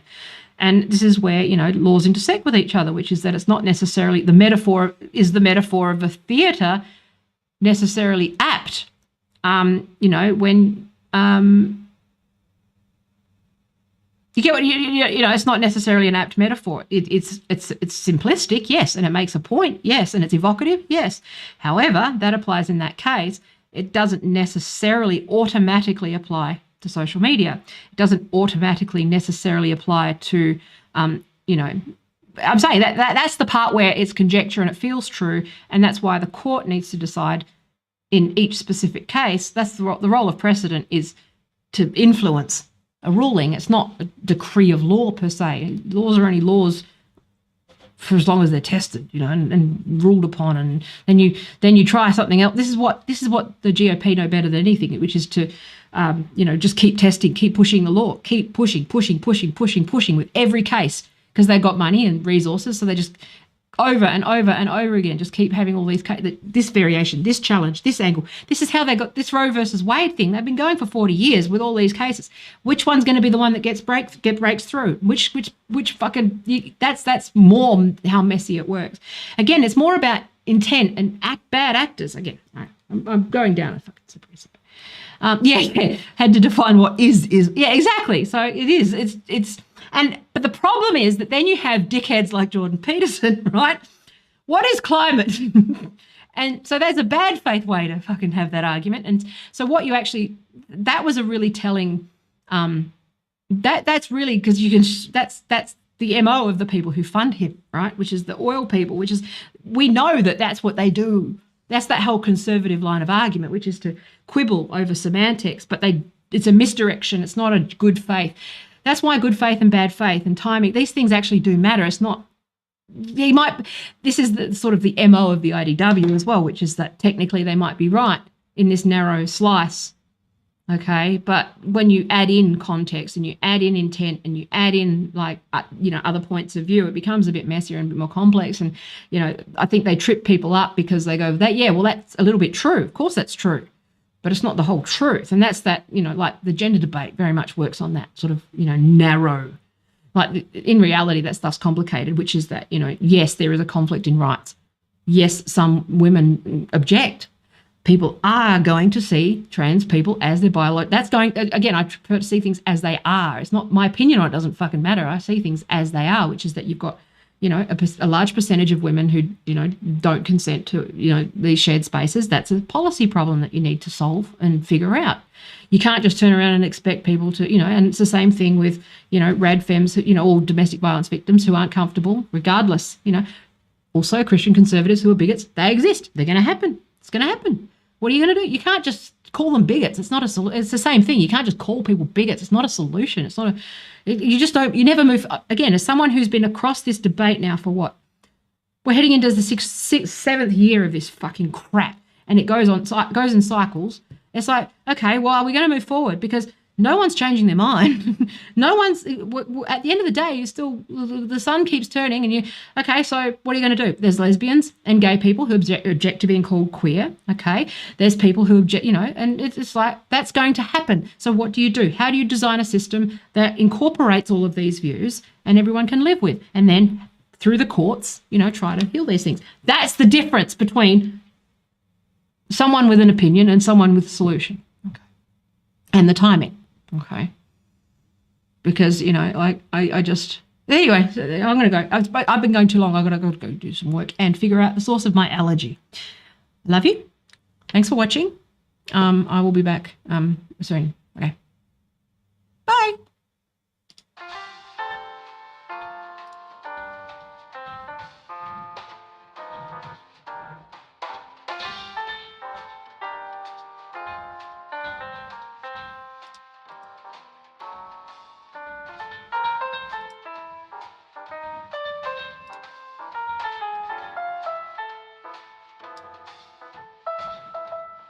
Do, do, do, do, do, do, do, do, do. This has gone well today. I went way over, didn't make many good points, and my graphics were shit and my computer's shit and I can't share a screen. Become a patron. Get me a sugar daddy, please. Not you, Matt. You're already on my Patreon.